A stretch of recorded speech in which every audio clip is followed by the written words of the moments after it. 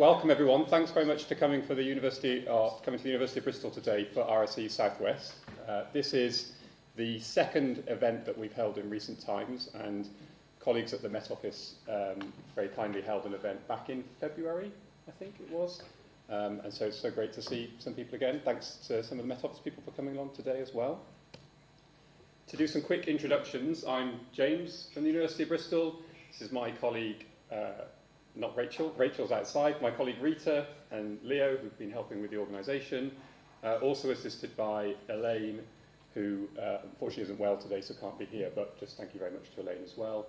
And as I say, Rachel, who's just hanging around outside, tea and coffee at the moment. If you haven't seen the agenda for today, there's a lot of links in the agenda that link through to either the slides that people are going to talk through, if we've had those in advance, and also some of the interactive parts of the day. So there's a QR code there if you're not there already, or it's the one that's been emailed to you, so it's the same URL. Here is Rachel. So just a quick outline of what today is about. It's mainly about building networks between different RSEs at different institutions, and that's something that Leo's going to talk about in a second. We're here to share knowledge, and that's why we've got some talks, and hopefully some of the topics will be interesting. And I know looking at some of the abstracts when we had them through, they do sound quite interesting. This QR code is going to be on most of these slides as well, so if you didn't get to it, don't worry. Just a quick thanks before we begin to the University of Bristol for hosting us today, and to the Jean Golding Institute at the University of Bristol, which is the research institute here for data science and AI, for providing some of the funding, and to the National Society of Research Software Engineering also for providing some of the funding for today. Right, I'll hand over to you. Hi, yeah, thanks for coming everyone. And yeah, just to be mindful, the QR codes throughout, for some will take you to an agenda, some to a Mentimeter, some to a Padlet, so we thought that was a good way to keep you on your toes. So I think we're following the RSE Code of Conduct. We're not expecting any fire alarms, so if one does go, panic. The exit is not the one you'd expect, which is also helpful. You would go out, turn to the right, then back in yourself, and that takes you to the lower ground floor exit. You then have to go out onto the road and up the hill. But if that happens, follow one of us, because there's no way you're going to remember that. We will be taking photos just to show that this happened and to promote it. If you don't want to be in the photos, then please just come up and tell one of us. And yeah, we'll make sure that you're not included in anything that we share. So if you have access to Edgerome, you can connect to that, but otherwise there's the UOB guest Wi-Fi, which will require you to register with like a phone number or an email or something like that. It's usually okay. Toilets, so women's toilets are out that door to the left of the stairs. Men's accessible and gender neutral toilets, if you go out that door, turn to the right, then there's like a little room on your left. There'll be signs for it, but there's like a back staircase, so it's also to keep you on your toes. But if you have any questions, ask one of us and we'll help you get there. There's a room for first aid and a quiet space.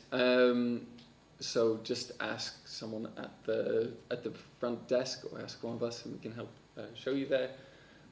Don't spark up, no smoking or vaping. I think anywhere, like I think you have to go out to the road essentially before you can smoke or anything. And then yeah, so the lunch is going to be a packed lunch. There's multiple options, so the longer option is to walk to Brandon Hill Park, so that'll be like downhill. There's like a nice tower that people can go up if they want to, if they don't want to.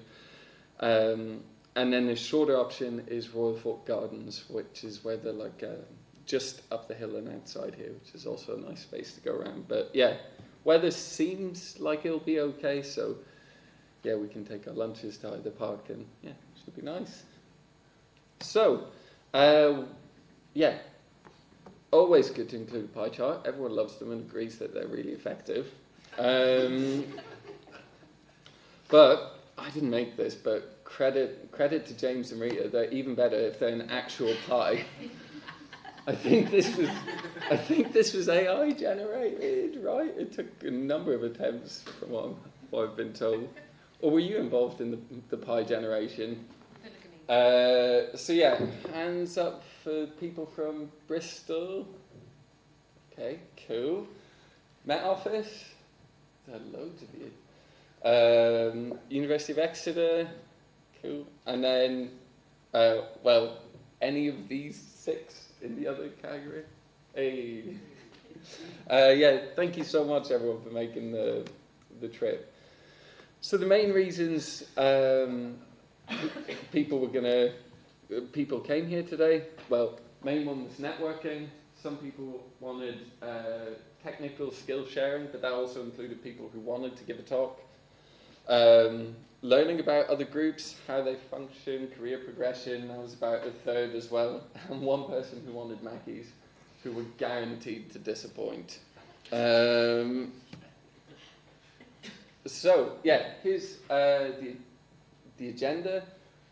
Based off of the feedback from the last one in the Met Office, we've tried to include a bit more time for networking and a few more lightning talks.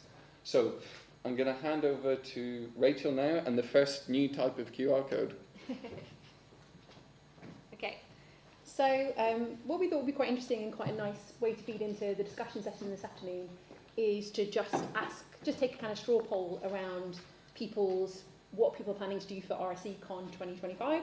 And again, you know, with this, we're in a big room, but we're a relatively small group of people. If you have anything you want to shout out or say as a part of this, you say, oh, I'm giving a talk, or, you know, I'm really looking forward to it, then that's absolutely fine. So this QR code should let you go to the Mentimeter.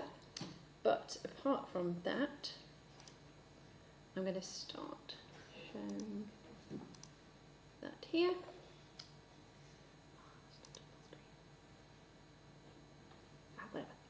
Yeah, okay, so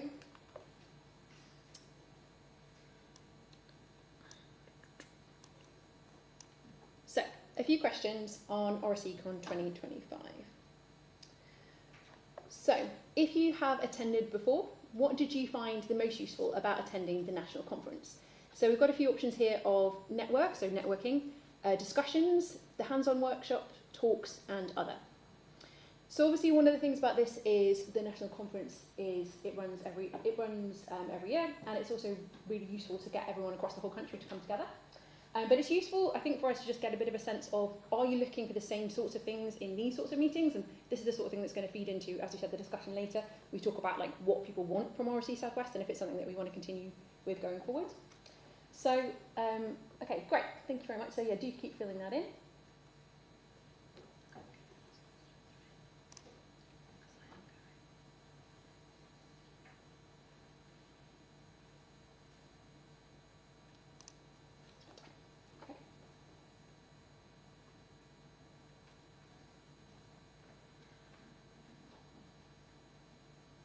Okay, great. So yeah, so do continue to fill that in. One of the great things about Mentimeter, if anyone's ever used it, is this is now permanent information that we can obviously use kind of going forward. And if anyone was interested in any of the answers from these, then do feel free to ask us and we're happy to send around the details. It's all anonymous, so no one knows what individuals have done as a part of this. So, okay, so it seems like actually it's a pretty broad trend of everyone pretty much wants a bit of everything. So obviously networking, as Leo pointed out, is one of the key things that people found was going to be useful as part of this. But as I could imagine with the RSE conference, the national conference, the idea of discussions, hands-on workshop talks is a little bit more important because you're going to get that broader range of things. And I'd be interested to hear what someone said for other as a part of that. Okay, so have you or are you planning to sign up for the RSE conference? Okay, so we've got quite a lot of people here who said yes, a few people who have said no on this, okay. And so the next question, I believe, is related to those who said no on this, but I'm happy to let people just finish filling that in.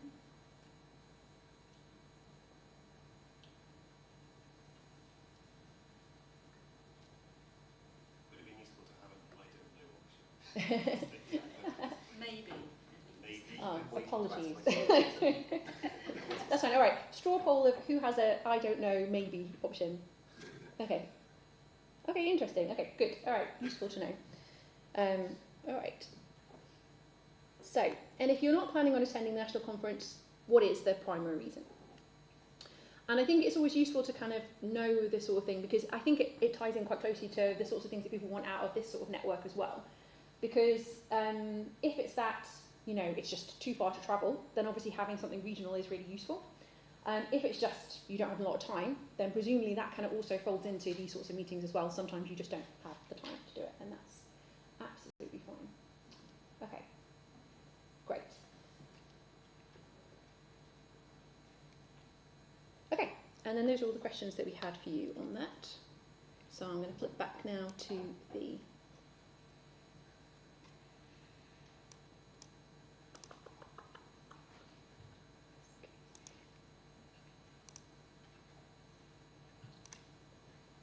presentation.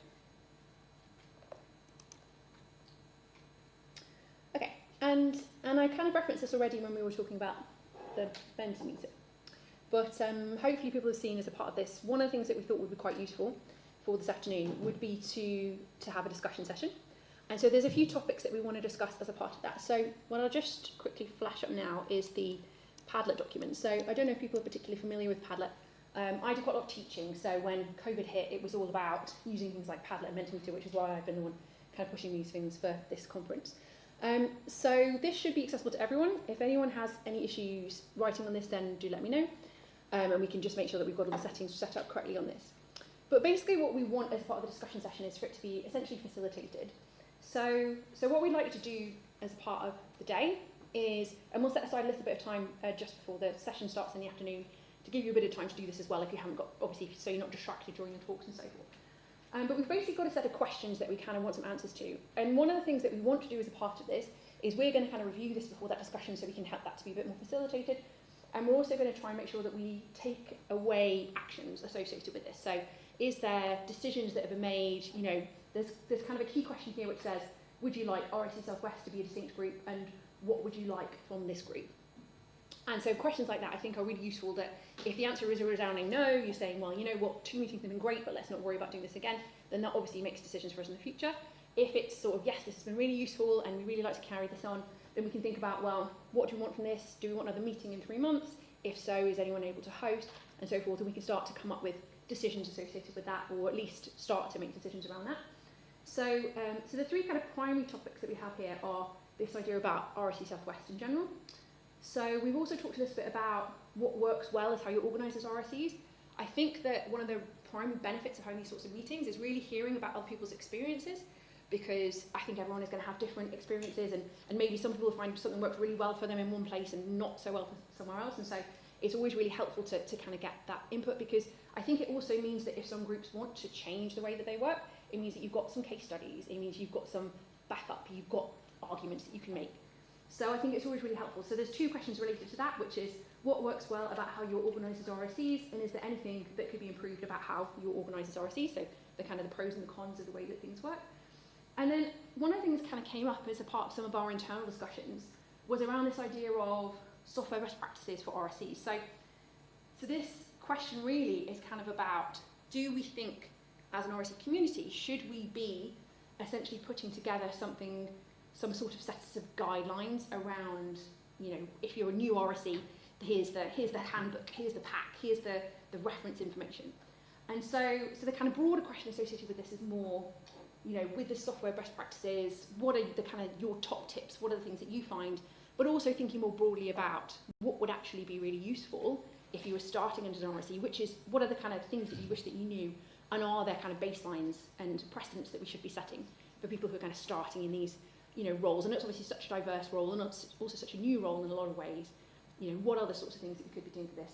And then if anyone did have any other topics that they thought were interesting to discuss that we haven't included as a part of that, then please do feel free to pop them on the end. The earlier you do it, the better, because it gives us time to make sure that we can facilitate that later on. Okay, so that's everything that I wanted to say. James, did you want to take over from that? Yeah. Has anyone put anything on there so far? Has everyone just wanted to double check that you could enter something? Well, I can always. So so if we go to the slides a second. So if we go back to the Padlet, so as we said, we'll basically have this up for most of the day. There is a link to this from the RSE South West GitHub IO page as well. So yeah, unfortunately the link isn't as short as it used to be when they used to do the original Padlets. But QR code will basically be making sure that's up whenever there's a break. So if you want to use that to go onto that, that's absolutely fine. If you go to the agenda, then the details should be on there of the Padlet as well. So, and if you want any tips about where to go for it, then just ask us and we can point you to it. Okay. I'm just going to do a test. Done one. Done. Yeah, well, you already tested it. All right. Okay. Where is the... Have you still got it open? The Padlet. Yeah. Sorry. That's all right. It's just in there. Yeah. Thanks, Serena. So one, and the other thing I was just going to say is you can like upvote things if you like them as well. So I think that would be really useful. So if you see something that someone else has written, please feel free to add comments and upvote it with the kind of little heart. Yeah, but you can't downvote things because you can just leave. Everyone's opinion is valid. You can leave disparaging comments. Yeah, yeah, you can leave disparaging comments. We can't. We can do something about that if we want. Okay, so back to the. Okay. Cool, thank you.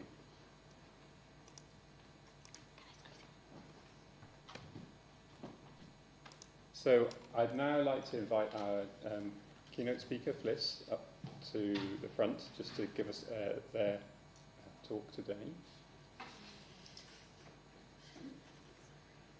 While Fliss is coming down, so Fliss has two roles. She's both Deputy Head of Research Software Engineering at the University of Exeter and Co-Director of the Coding for Reproducible Research Training Programme. And I heard that she was instrumental in helping to develop the University of Exeter's RSE team culture and the ways of working when the centralised RSE team was first established. Apparently so. You're very modest. But also for us, there's some relevance again because she's Vice President of the Society of Research Software Engineering, elected in 2023, has actively participated in the Society's EDIA and Role Diversity Working Group, and also has supported the delivery of RSECon. Most recently was the steering group chair for last year's RSECon 24. So without further ado, thanks very much, Fliss, and we'll just get you set up. You've done your research. It's there, isn't it? Are you plugging in? Uh, I think it's probably... is that easier? Yeah, I think it is. We'll see how this goes. Okay, should just be able to...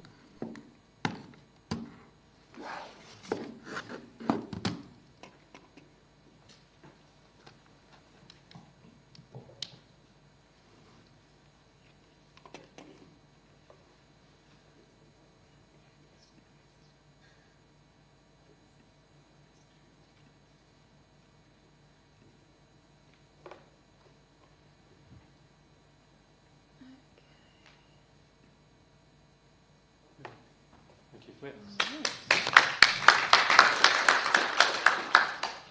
Hi, everyone.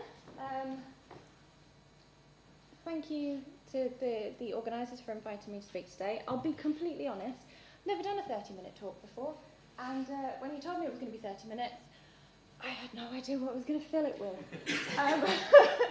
So hopefully it's interesting, and the title gives away what I'm going to be talking about today, as does the introduction that James gave, really. So we're talking about RSE communities, essentially what, how and why. So I'm going to give you a bit of a journey through my journey as an RSE for kind of over the past 4 short years.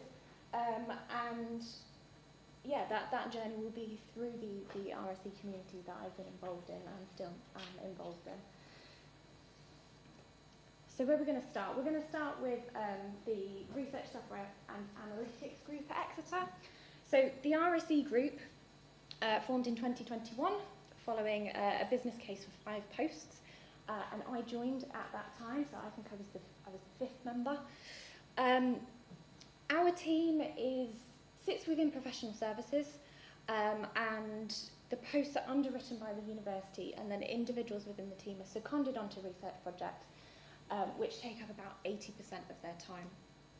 So what's really nice about our structure is that we have an additional 20% where individuals within the team can engage in personal development, provide training across the university, and also provide ad hoc support. So that enables us to pump prime, some future projects and funding as well, which is great.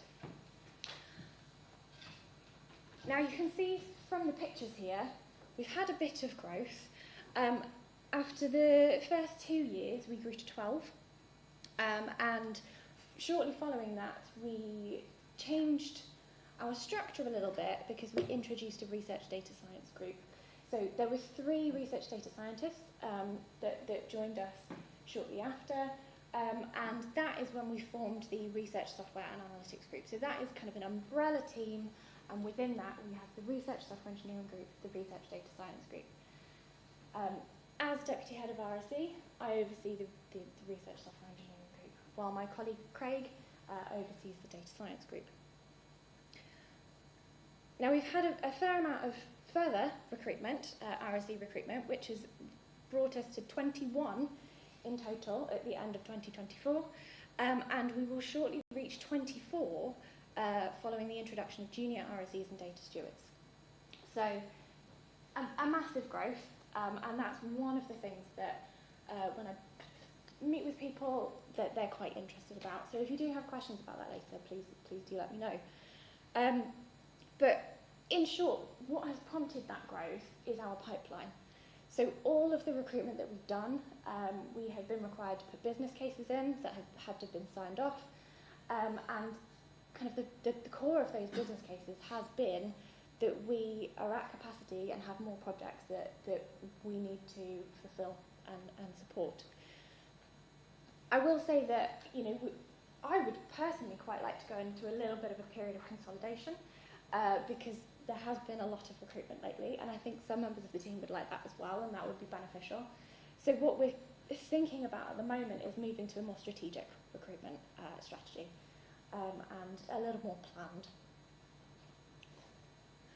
So I mentioned that when the team formed, I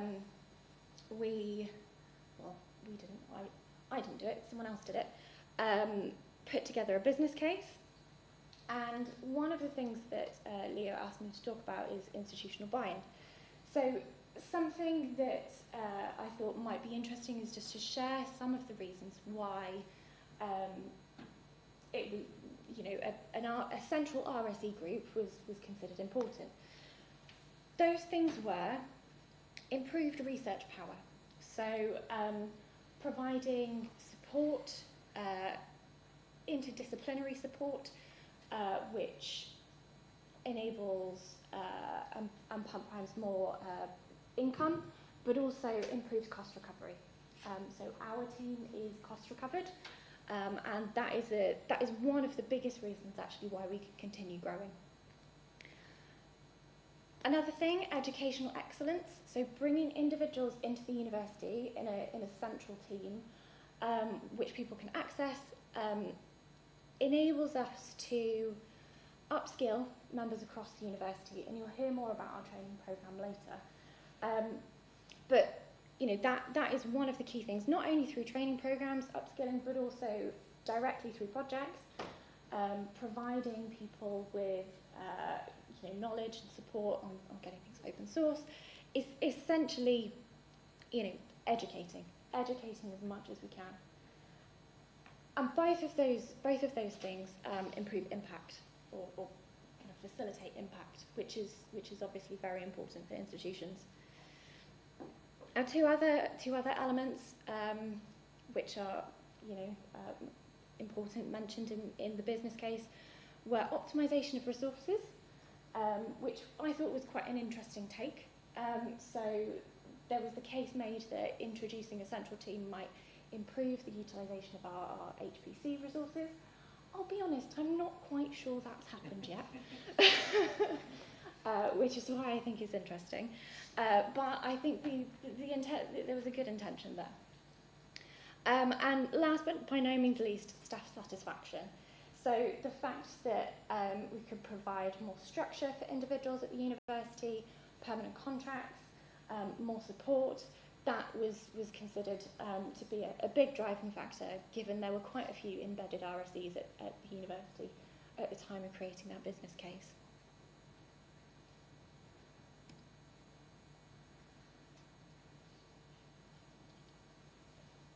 I think as the team has grown, and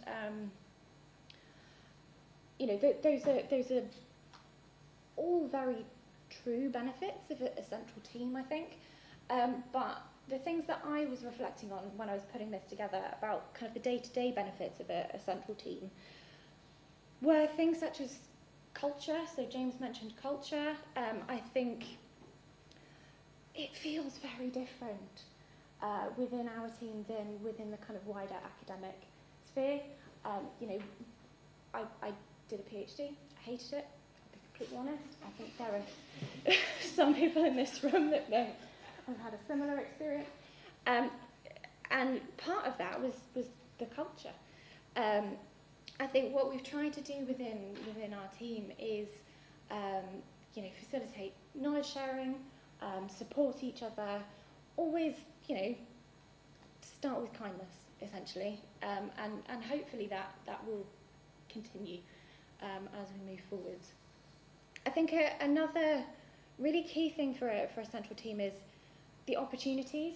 So I have been very fortunate. I started within the team in 2021 as an RSE, progressed to a senior RSE, and now deputy head. I wouldn't have had those opportunities if I'd been an embedded RSE.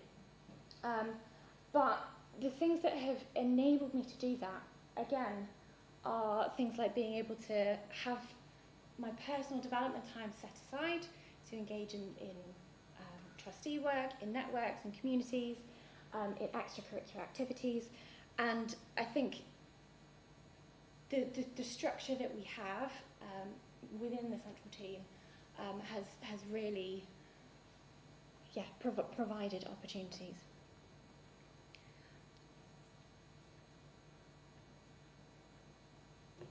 We're not perfect, though, right? Nobody's perfect. No team is perfect.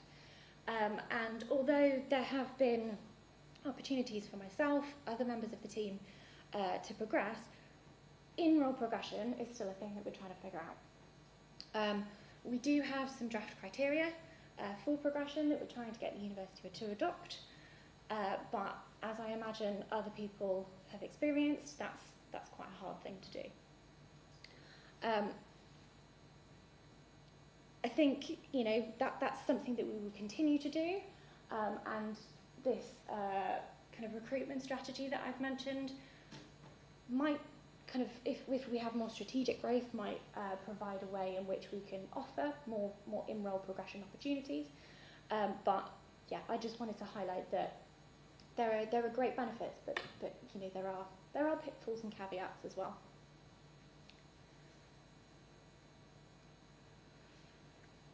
Okay, I'm going to move on to coding for reproducible research. So this is a training program that we got involved in the very early stages. So it provides free training for all staff and students at Exeter in programming, data science and best practices.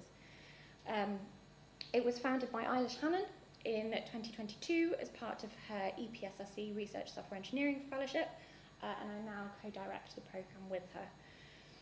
The program's underpinned by the RSA group and a community of academics, and in its first 2 years of operation, we delivered 31 iterations of 15 workshops, receiving 1,669 registrations.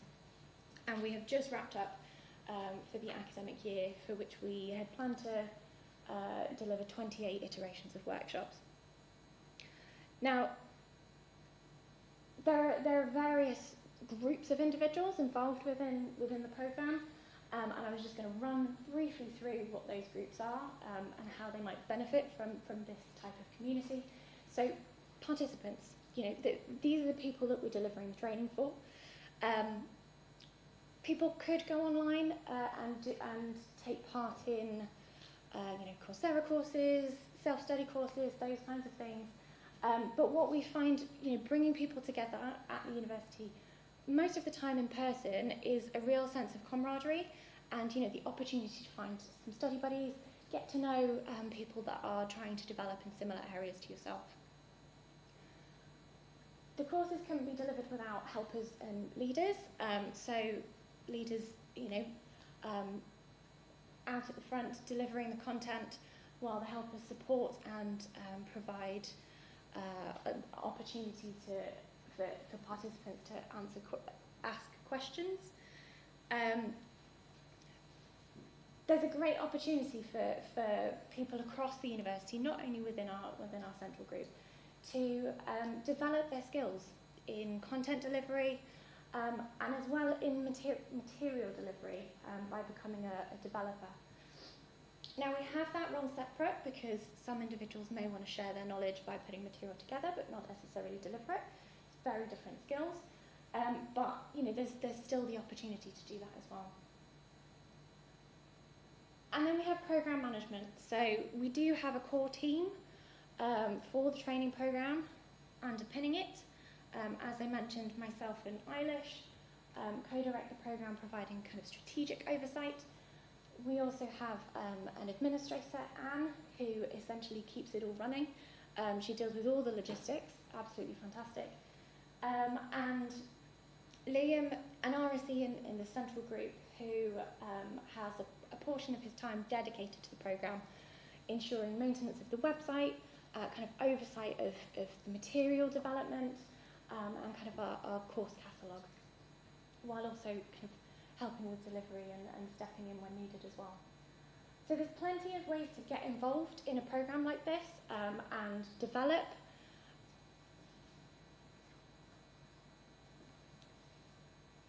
If we think a little more generally, the key thing in my mind is bringing people together. And this is done for the people delivering, but also attending courses, and that camaraderie is really important. It's facilitating knowledge sharing, and also facilitating a wider range of career paths. So it's teaching people skills that they may not be able to acquire day to day, thinking about how those skills could translate. But also one of the key drivers for forming this programme for Eilish was making training more sustainable and responsive to the needs of the ecosystem. So we have recently put together an advisory group who keep us on the straight and narrow in making sure that the programme and the courses that we deliver are as relevant to the university as possible. Now again, it's not all blue skies and happiness. One of the things that we have really struggled with is funding for the programme. And so what we are starting to do now is look at executive education offerings to try and have a consistent funding stream for the programme.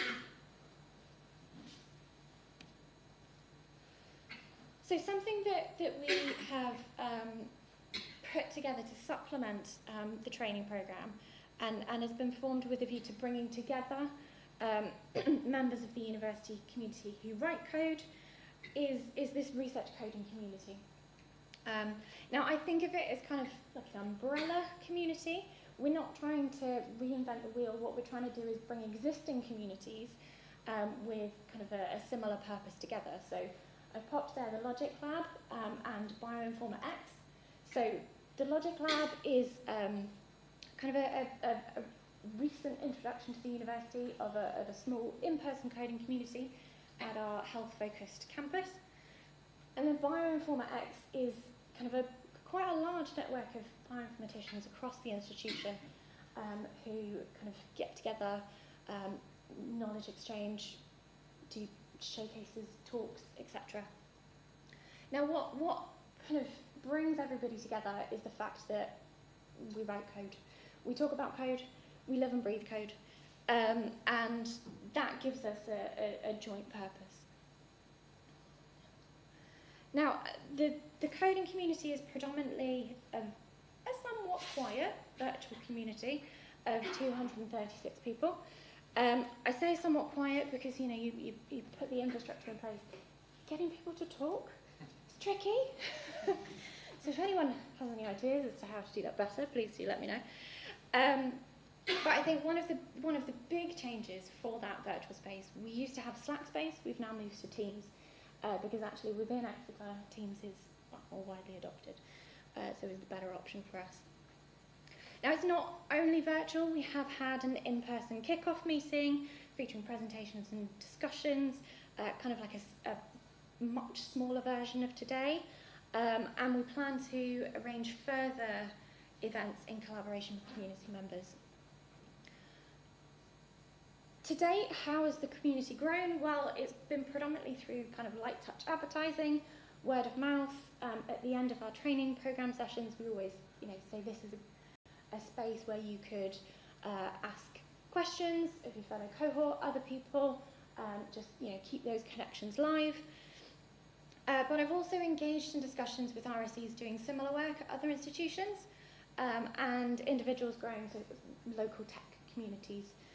And that actually has been a great vehicle for me for meeting new people and growing my network outside of the institution, which I think is something to be cognizant of. So I've already talked about the opportunity for connection. It also improves kind of our understanding of the wider university community, what interests them, what doesn't, and improves efficiency, I think, really, because what we're trying to do is reduce duplication. We're trying to consolidate.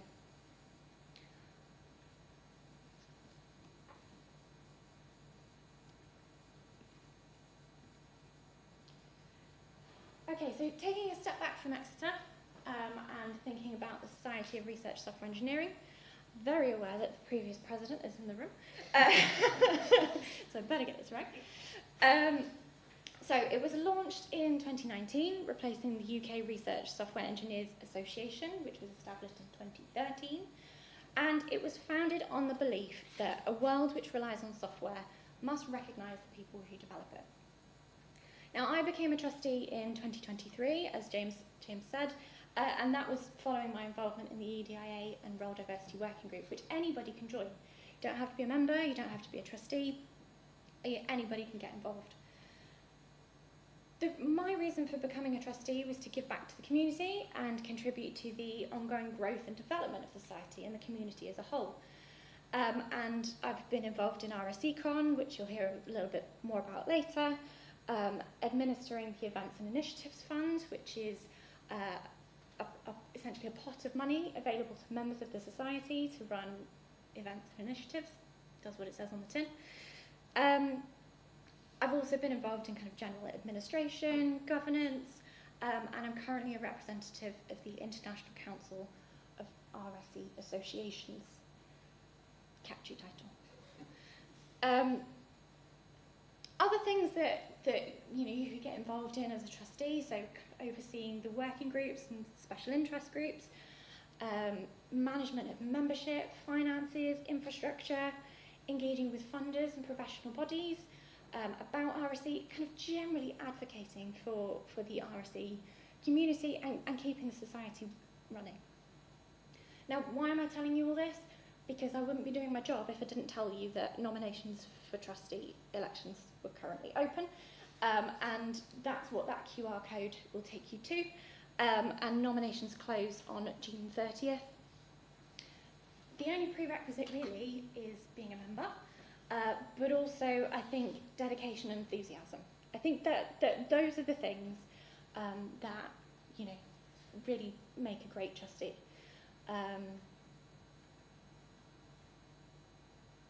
If being a trustee is maybe a little bit overwhelming, which I can completely understand, there are other ways to get involved with the society. So you could join the mailing list, Slack. I'm sure pretty much everybody, if not everyone, is on the Slack space. You can become a member, which provides you with voting rights, discounts, the opportunity to get involved in the mentoring scheme. You could get involved in special interest groups, working groups. So there's not only the EDIA and Role Diversity Working Group, but there's also the Communications and Publicity Working Group as well. So really plenty of opportunities. I think when I was putting this together and reflecting on, what the benefit benefits of getting involved in this type of community, or this community even existing, is that, you know, at its heart, we're advocating for the community, and, you know, we're stronger together. But also, for me personally, it's been a great confidence builder. Matt can probably tell you, I wasn't the most confident when I first started. But, you know, that has been, it's been an opportunity for me to grow, to meet new people, expand my professional network, and gain an insight into other organisations as well, which I think when you're kind of leading a group is really important to see how other things are running, as well as understanding how a charitable organisation runs, and it's really not as simple as you might think.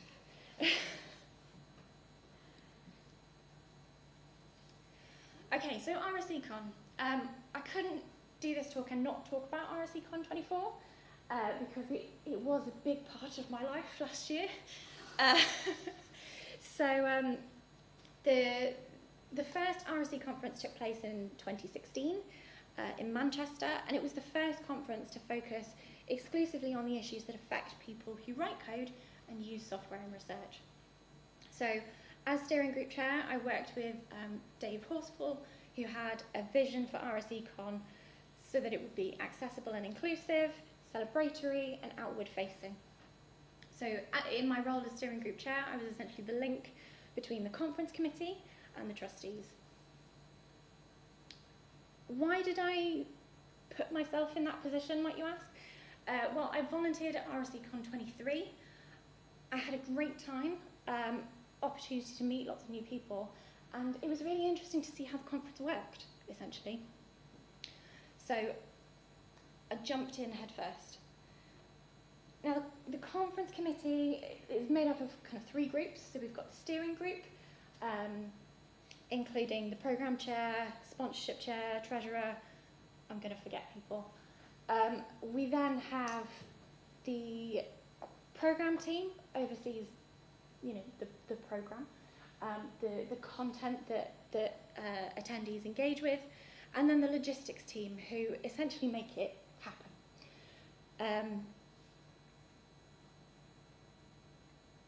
It was genuinely a fantastic group of people, and, you know, despite the late nights and the delirious Teams calls, Zoom calls, we all had a really good time, and I found particularly kind of coming out of that, you know, it was my role essentially to keep everybody to time.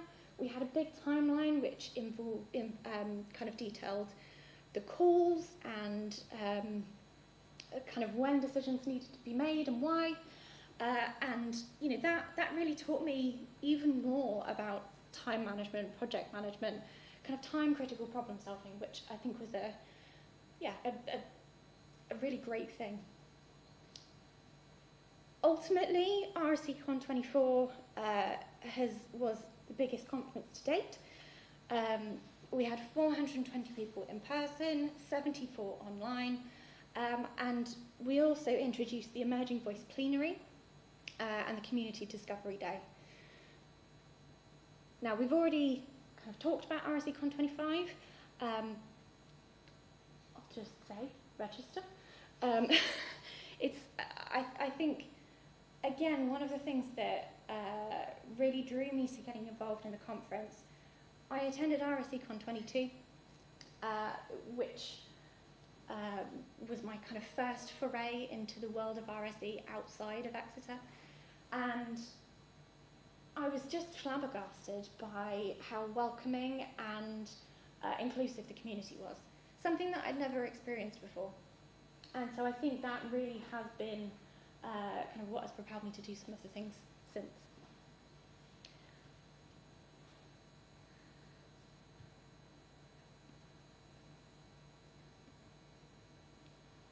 So I mentioned that there was the Community Discovery Day at RSECon, and that actually resulted in the creation of 6 new SIGs, special interest groups, and there's actually another one in the works, which is the RSE Leaders Network SIG. So just taking a step back for a second, the RSE Leaders Network was established in 2015 to provide opportunities for leaders of RSE groups to come together and discuss the highs and lows. Essentially, to ensure the network remains relevant to the community as a whole, a society working group was formed to create a survey seeking input from the whole community as to how they want to see the network evolve.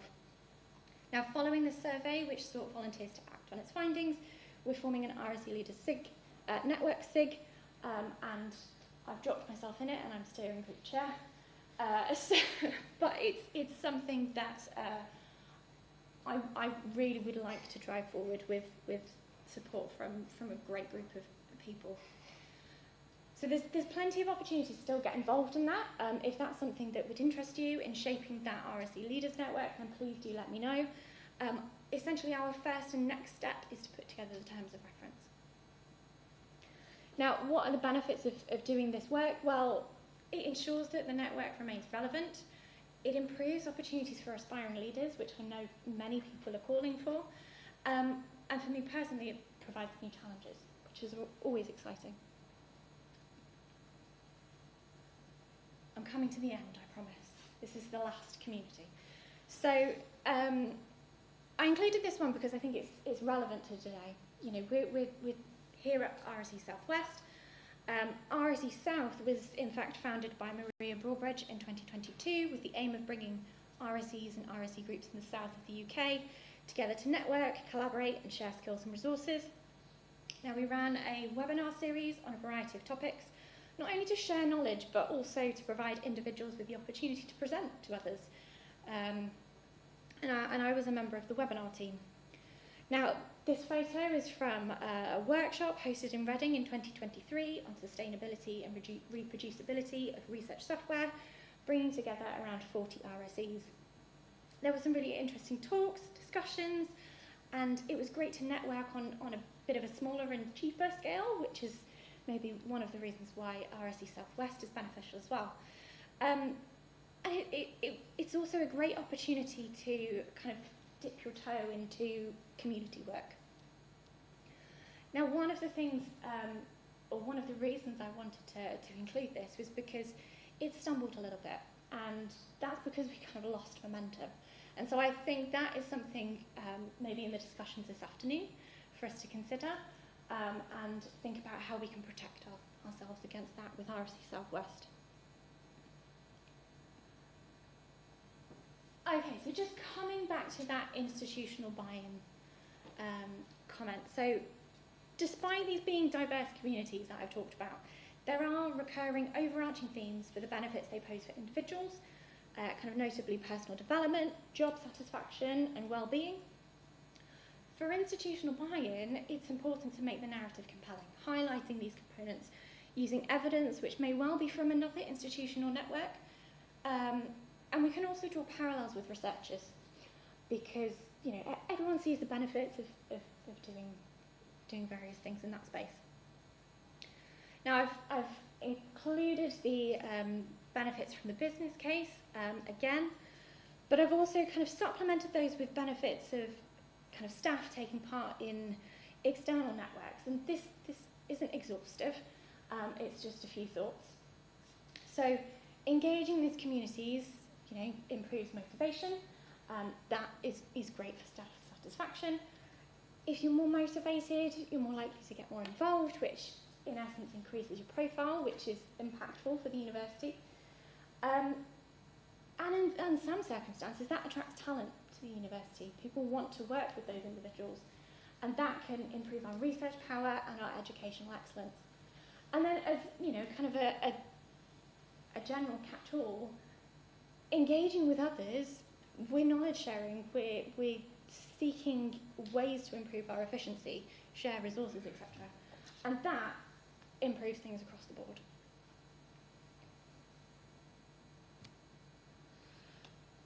So I just wanted to finish on the fact that the communities I've talked about today have shaped and will continue to shape me in my career. I've had some great experiences. I've met lots of incredible people, and I'm looking forward to speaking with some of you today. And I hope these insights will give a bit of food for thought in this afternoon's discussions and onwards. I think I made it to 30 minutes. Thanks for listening.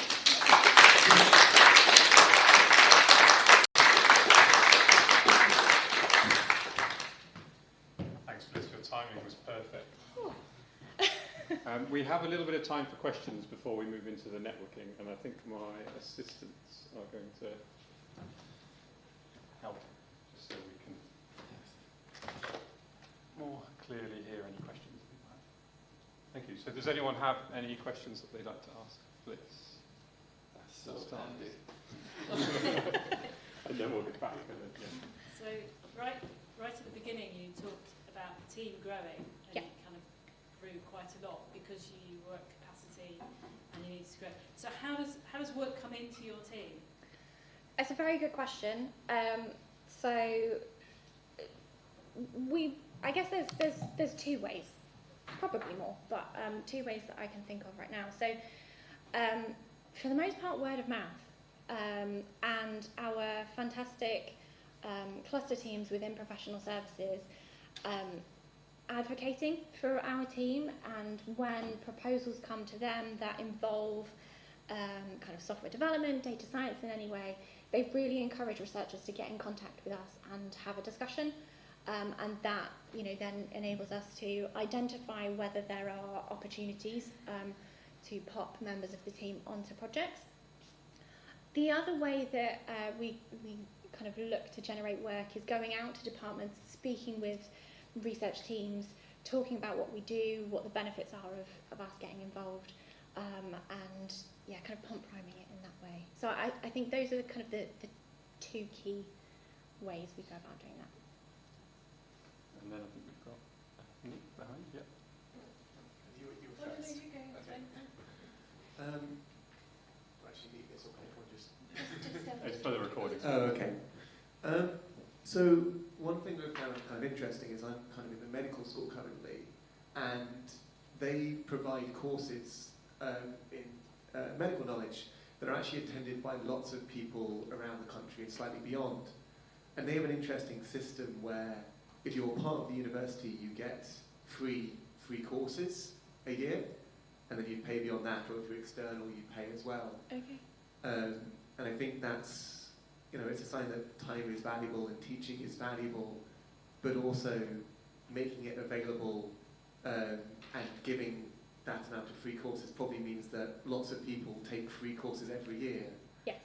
I'd be kind of intrigued, do you have any knowledge of like how many courses people attend per year, and whether something like that could, you were sort of saying like finding the financing for that free teaching, whether that could be a potential route to go down as well to help encourage people to take part?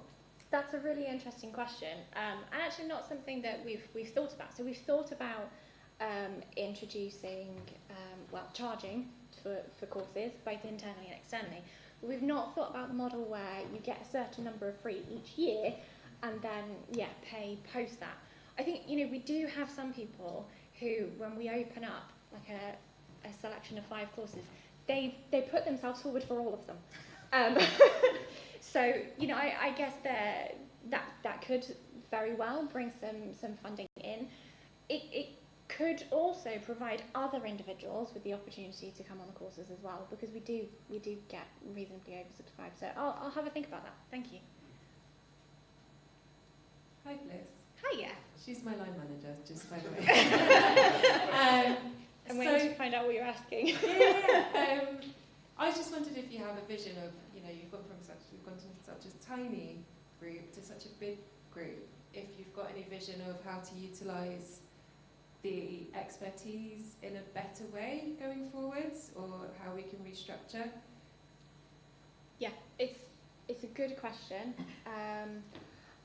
I think that's one of the reasons why I'd like a bit of a consolidation period, and not stop recruitment, but provide us with the opportunity to do that thinking.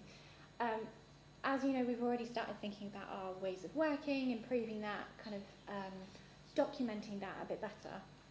But when it comes to kind of utilisation of skills, I think it's better identifying the skills that individuals have, the skills that projects require, and just kind of thinking about that instead of thinking about it in a very time-driven manner, which tends to be what we have to do at the moment, thinking a little more strategically in where we're placing and utilising people's skills. So I've skirted around the question, haven't I? But something to think on. Hi, Fliss. Thank you. Great talk. And thank you for your shout out for people standing as a trustee, and I'll second that and encourage people to seriously consider it. I did it for 5 years and it was definitely a very rewarding experience, and I learned a lot through that process. Back to your thoughts on the business model that that the group was started with before your time.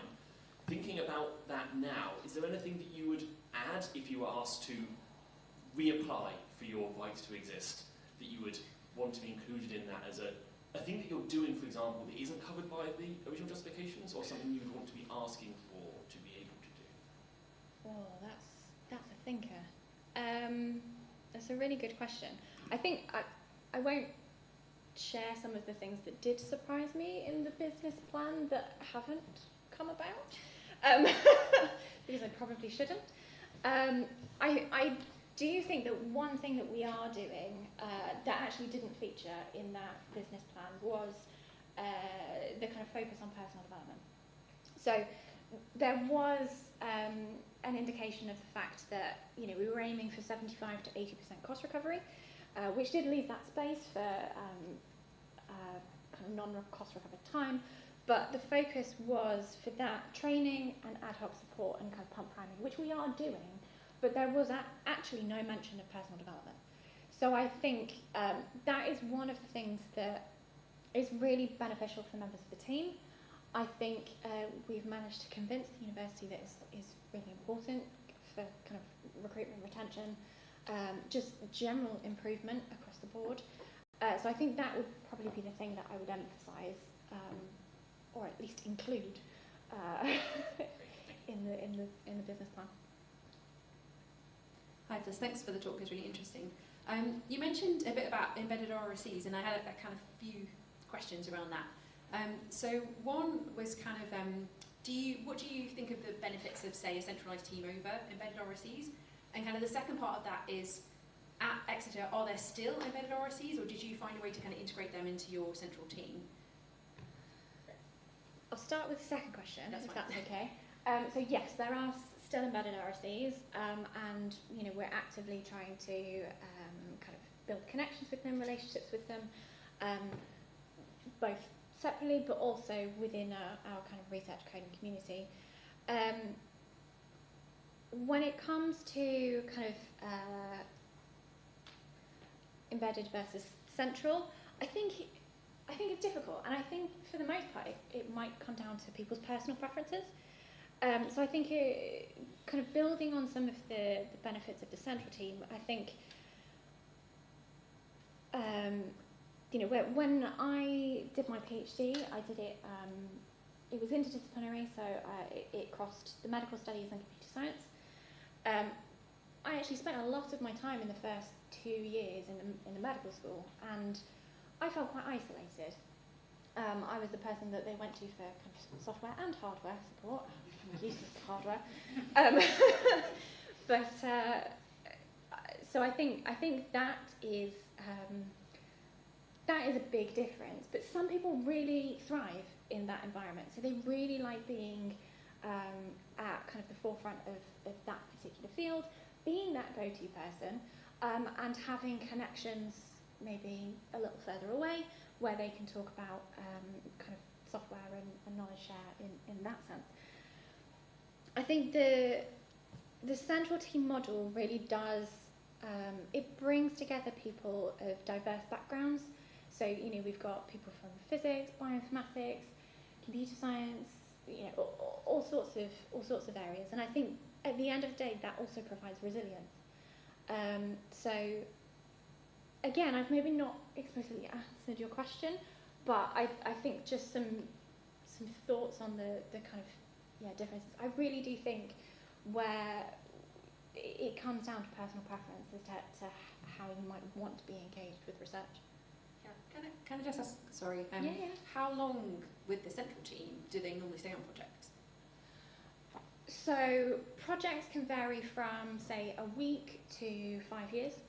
Our 5-year project, we have swapped people in and out. So I think maybe the longest an individual's been on a project is maybe 3 years. I think what we really do try to do is, one of the important things for me, I think, is constantly speaking with members of the team about how they're finding projects, whether they would like to kind of change tack, upskill in something else. And so we can, if a project is really quite long, we can swap people in and out, which again I think is a benefit. People get to experience different things. Hi, Fliss. Apologies, you're getting grilled quite a lot here. I am. Yeah, actually, I just wanted to share my experience around something that you mentioned, which is in your business plan. One of the things that you said was that the RSE team could potentially drive people towards high-performance computing, and you thought this wasn't actually being fulfilled. And actually, that interested me because in my previous role in the Bristol RSE team, I worked in the my main job was to manage the sort of RSE consultancy service, which was like a free and liquid use service. And I'd say quite a large proportion of the queries that come in from researchers who had got to the point where their code ran on their laptop and they needed to scale up to HPC. And so I felt like actually that function drove quite a lot of people towards HPC. And I'm not sure whether this is maybe to do with how structurally the RSE team at Bristol worked compared to how it works in Exeter, but because we were sort of embedded in the advanced computing group and we were sort of tied together with the HPC team, maybe that made it a little bit easier to drive things towards HPC. But I wondered whether in the Exeter group you have a sort of consultancy free at point of use service where people can get a free bit of RSE time as a sort of get them started. So we do. I think it's a little more ad hoc and kind of quite on a small scale. So if people have questions, we're very happy to answer them, engage, take things forward. We have actually, the data science group has actually done a seed corn funding call recently, and we have just secured 2 projects through that, which will have about 6 months of 0.4 FTE, which I think is, as you say, a great way to kind of pump prime things in the future. Just coming back to the point you made on HPC, that's a really good point, and I think it's something which is starting to see a little bit more now. I think it's just taken really quite a while to happen. So we are starting to see more requests for, like you say, I've got this working locally, I want to get it running on an HPC, how do I do that? Can I have support with that?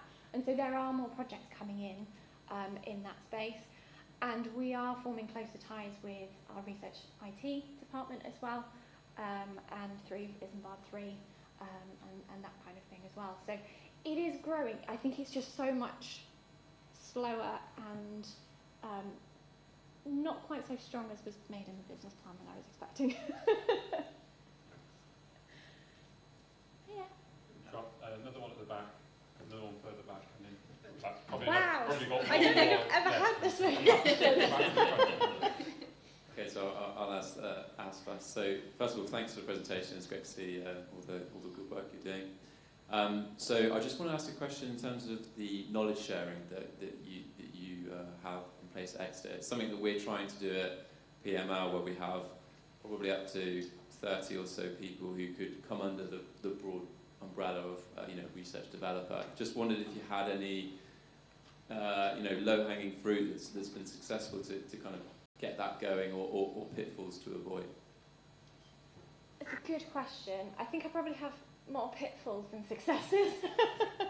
I think within the team, knowledge sharing is really quite rife, and I think there are things that we could do better, kind of more cross-project code review and things like that, which could facilitate knowledge sharing. I think thinking kind of wider than that, I'll be completely honest, I don't think we've got it right yet. I think, you know, the event that the kick-off event for the community that we did was, like I say, a little bit like today, doing some kind of short talks, having a discussion about what could come next. I think the next thing that we'd like to do is again, do a bit of a showcase, kind of quick fire lightning talks, and just get people talking. And I think it will come. I think it's primarily the need for persistence, and continuing kind of to push forward and kind of gain momentum. So nothing concrete, I'm afraid. But if you figure it out, please do let me know. Can I add to that? Yeah. Like, we do have a technical and journal club in our group specifically, and so people's projects get discussed, and there is a lot of knowledge sharing in that, like once a week hour. So there is that. I think that works really well. Yeah, great point. Following on from that question about knowledge sharing, as an RSE group embedded in many different projects, you might get a bit of an overview of what is going on in research software. Are there any efforts to try and extract out commonalities between projects to potentially solve a problem more generally? Or do you find that the projects are so varied that you can't have shared solutions? That's a good question, and a question that we've been asking internally as well for a little bit of time as well. I think it's something that often comes up with kind of web development, so kind of the creation of web apps, whether we could have, you know, we've talked about whether we could have templates for those kinds of things, at a minimum having kind of clear documentation as to the university's processes as to how to get it done properly, which is taking longer than I would like. But yeah, absolutely. I think this comes back to Nick's question about kind of better utilisation of skills as well, and how we can better identify kind of similarities across projects and drawing on people's skills in that sense. So definitely an area for us to continue working on. And the last question, and then if there are any more questions, we have the whole of the networking copy session. Continue to be grilled. I have 3, maybe 4 questions that I wanted to ask. Oh, wow, I'm not going to ask any. Okay. I've probably got loads more questions as well. So I think you touched on this a little bit, kind of with an earlier question. So kind of I've probably got 2 questions around resources. So you talked about you've got an 80%, 20% split. The 80% feels quite ambitious to me for kind of cost recovery. And do you find that 20% is enough to do the things that you want to do in that 20%? And then my follow-up is, how do you fund the non-staff time, so the kind of infrastructure for the team? Okay. So again, I'll do that annoying thing. I'll start with the second question first. So because the posts are underwritten by the university, the time that isn't cost recovered sits on our central budget, and that is one of the reasons why every time we've gone out to recruit, we've had to make a business case, because we are not fully cost recovering the roles that we're introducing into the team. For the 80-20, so for the most part, I think we've maybe had 1 month in nearly 4 years where we've not hit our expected cost recovery of a baseline of about 80%. That balance between 80%, 20% is really quite hard, and I think something that I would like to think about a little bit more with members in the team. You know, there are the 20% covers, you know, not only personal development, but kind of things that just keep the team going and improve it. And I think maybe better kind of delineation between those parts for individuals would enable them to feel kind of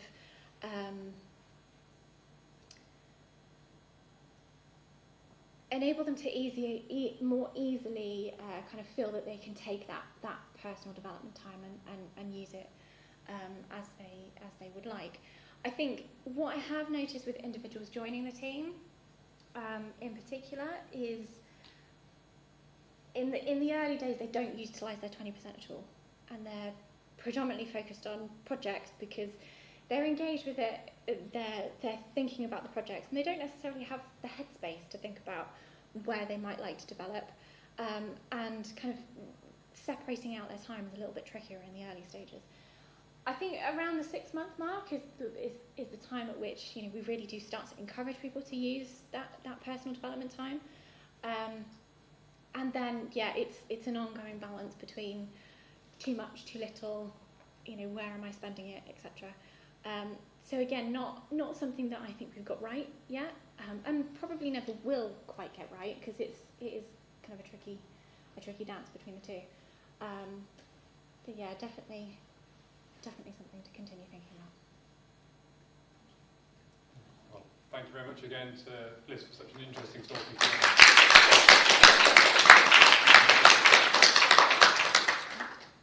Right, we now have, as promised, a networking session, and we have until 10:30. So I will 11:30. Sorry, time's going backwards. It's going so quickly.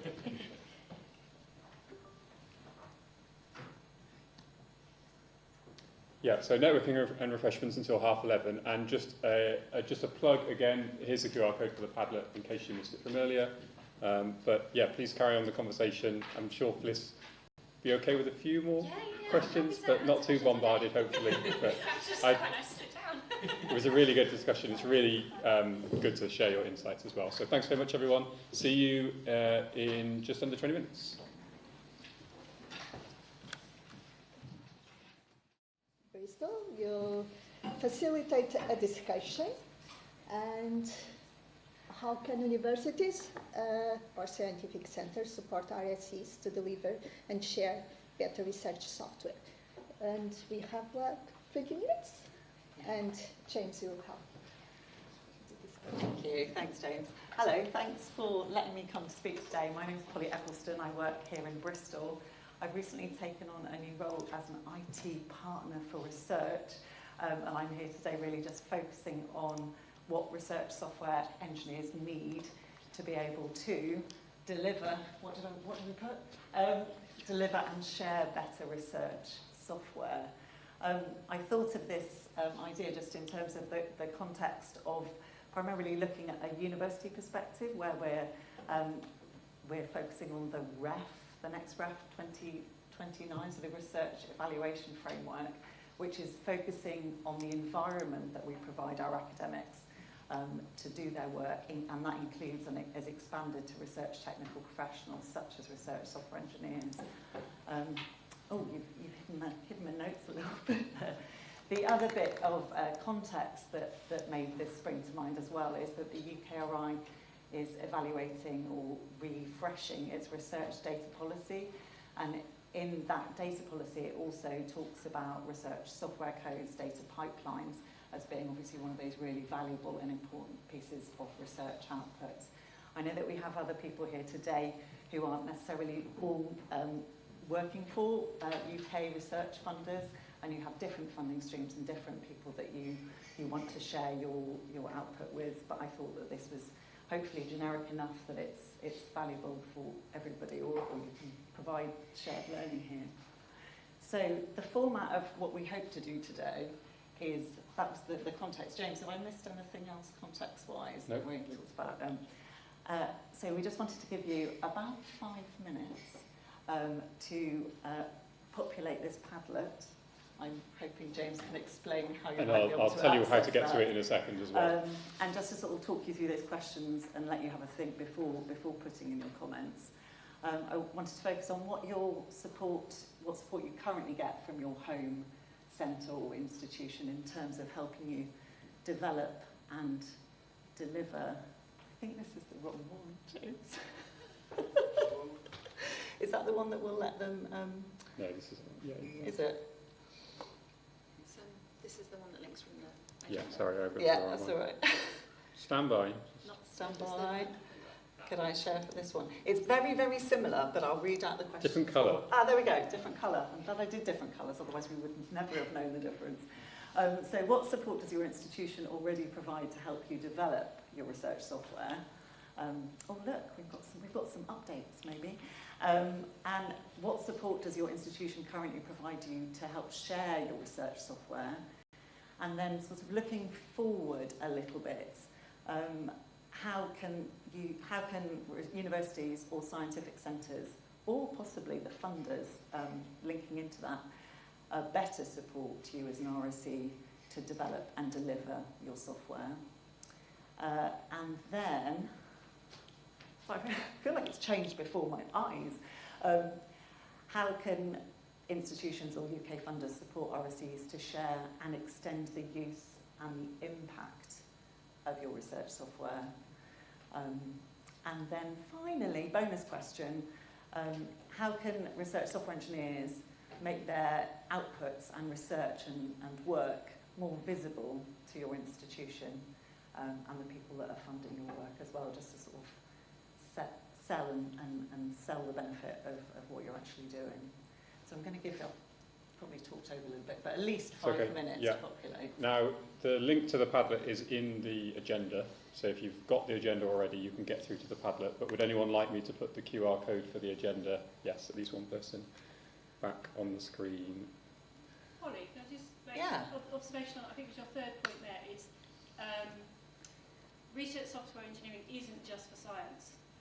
Oh, has it got, no, that was to encompass because you've got scientific centres, but actually there's research centres that are not scientifically focused, but also would benefit, like digital humanities, all of that kind That's of true. things. So, I think the or in there was a research institution such as a university or a scientific centre, but you're right, I'm probably ignorant of those specialist research centres that are focused on not classical science work. Thanks, Serena. Thanks for raising it, because it's very easy to slip into that kind of science engineering language. Is a better word than I think we were thinking that some of the attendees today are from places like the Met Office and things like that, so it did fit somewhat, but no, I agree. Thank you.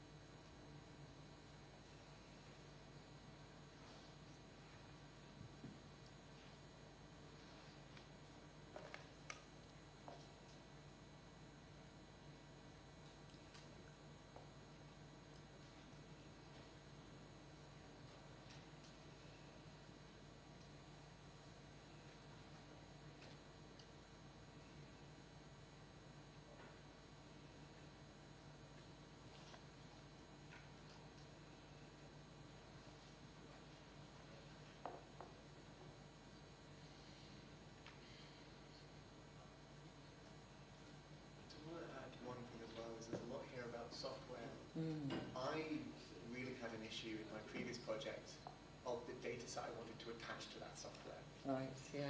It didn't quite seem to fall into any of the categories, but it is a thing that like software needs a data set to apply it to. Just wanted to make sure that wasn't fully missing in discussion. Obviously, sometimes there's feel free to just add that under the most relevant thing. Okay, sure, yeah. And then I think if we've got about 10 minutes, feel free to carry on adding in. We've got about 7 minutes. Okay. Yeah, I just wanted, does anybody want to speak in particular to, obviously we've had the point on data sets, so it'd be interesting to know how you felt you didn't have that support and what would be needed in terms of that data set publication. That may be one of the only things we do have covered in Bristol, but I don't know whether that's the case in reality. But would anybody like to speak to one of those items that they've put in, particularly about what they have, what they would like to highlight as a really good area of support that they have for developing or delivering and sharing their research software or data pipelines or data sets? Is that too vague?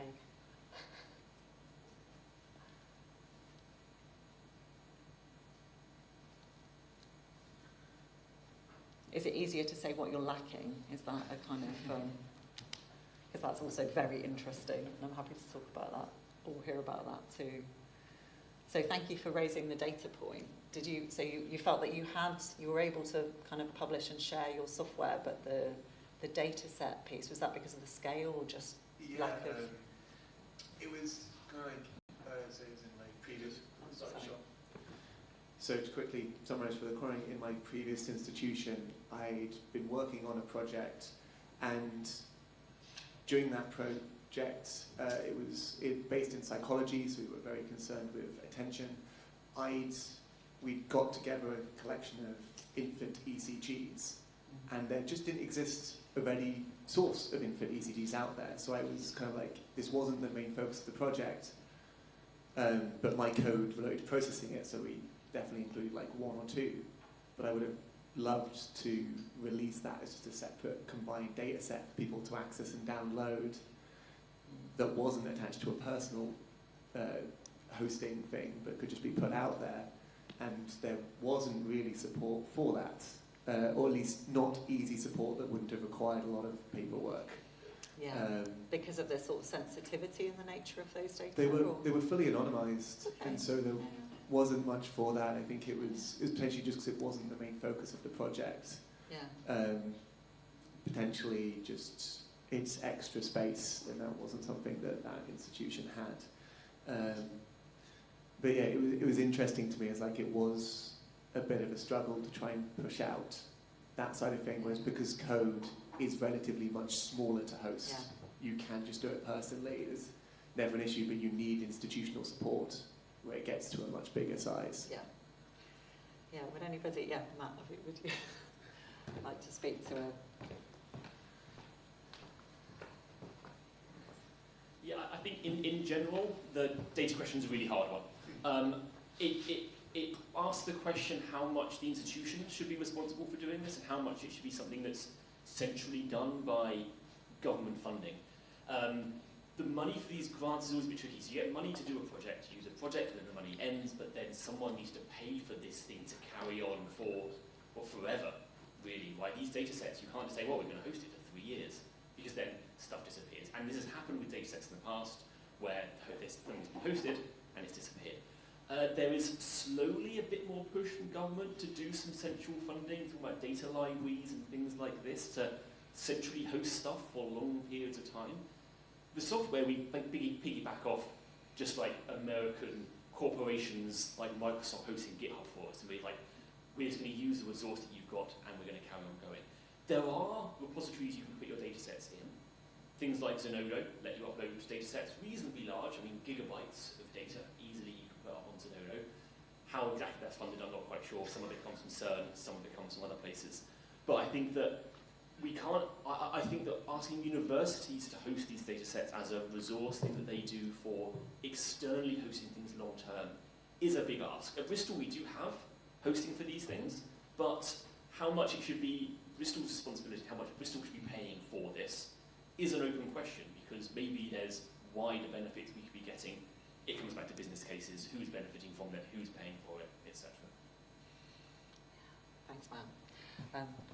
So I noted that in the questions we've put about how can organisations better support RSEs, either in the deliver or the share and extend the impact of column, there's a mix of, certainly towards the top, there's a lot of answers that are saying things like funding and training and sort of sharing guidelines or guidance, best practices, workshops. And then when you scroll a bit further down, it mentions things like infrastructure, and there's a few comments like that.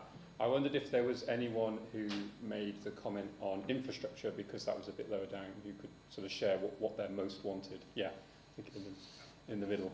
Okay. I guess this does relate to the infrastructure thing. So we've got a slightly interesting case with the Bristol Composites Institute, where I'm in, where we have a lot of industry-facing software projects, and we need to keep that private. So obviously, that then would be an obstacle if we had to just share things on GitHub. I mean, we absolutely couldn't. So in our case, we have a virtual machine on the university network that hosts a GitLab instance, so that we can keep our code development private, but still get all of the collaborative benefits of Git. So that there is actually a pretty good case of the university has provided us some infrastructure with which we can carry out our work, although this is with the particular use case of we can't have this data off the university network and have to transfer it through secure means. Anything to add? Yeah, my comment about easy access to infrastructure was really based on previous experience. So oftentimes you will need access to some kind of supporting infrastructure for a product, for example, virtual machine, and it will get tied up in process, and difficulty in policy, in acquiring it. And the same with like cloud infrastructure and stuff. So you're in a situation where maybe you can access free stuff to support your project, but if you need anything beyond that, then it becomes prohibitively difficult oftentimes to access that. And I feel like this is related to the best practices discussion later, is a lot of best practices rely on having good infrastructure these days. So to have good DevOps, you need good CI/CD infrastructure. You need to have hardware or compute available so you can actually run your jobs, run your tests, do this kind of stuff, host your documentation. At the moment, we benefit a lot from free offerings, from say GitHub, so we can get a lot of it. But there comes a point when it is difficult and you hit up against the limits for free offerings, especially as your project becomes larger and more substantial.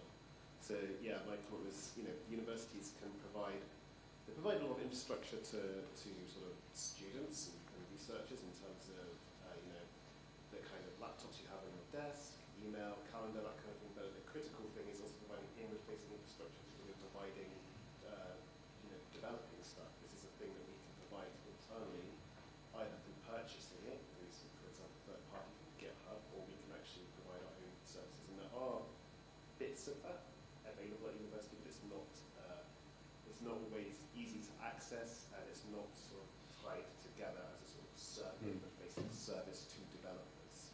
Yeah, thanks, James. And just aware that we've had a couple of comments from Bristol members, colleagues. Is there anyone, I think we've probably got time just for one more point, anyone who's not from Bristol that would like to make any point about infrastructure or otherwise? Yeah, we've got Nick.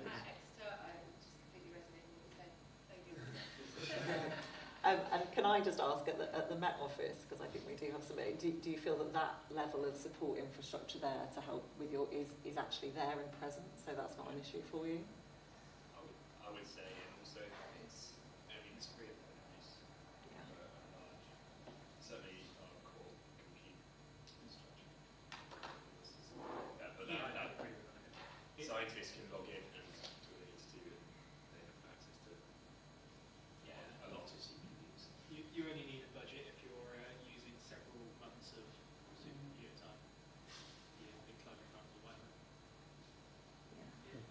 There's also quite a lot of international collaboration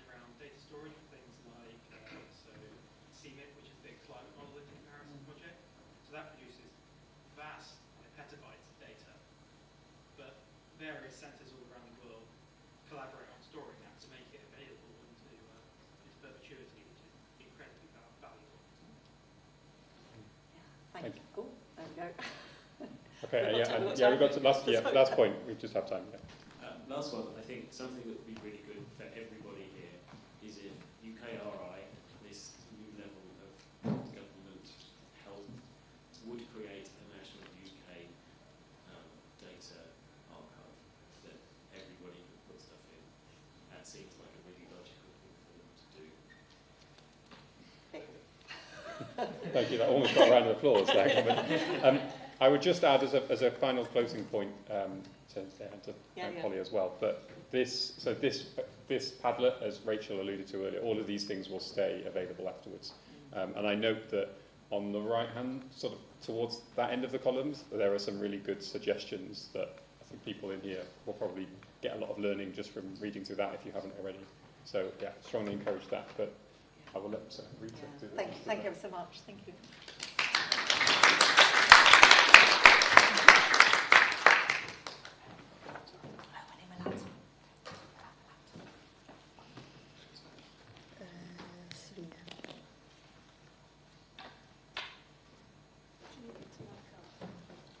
Okay, so now you'll have 3 lightning talks, 5 minutes each, and at the end you'll have 10 minutes for questions for the 3 of them. So we'll start with Serena. Serena works here at Bristol at IT, Research IT, and she will go to talk about Research IT facility. Here. Oh.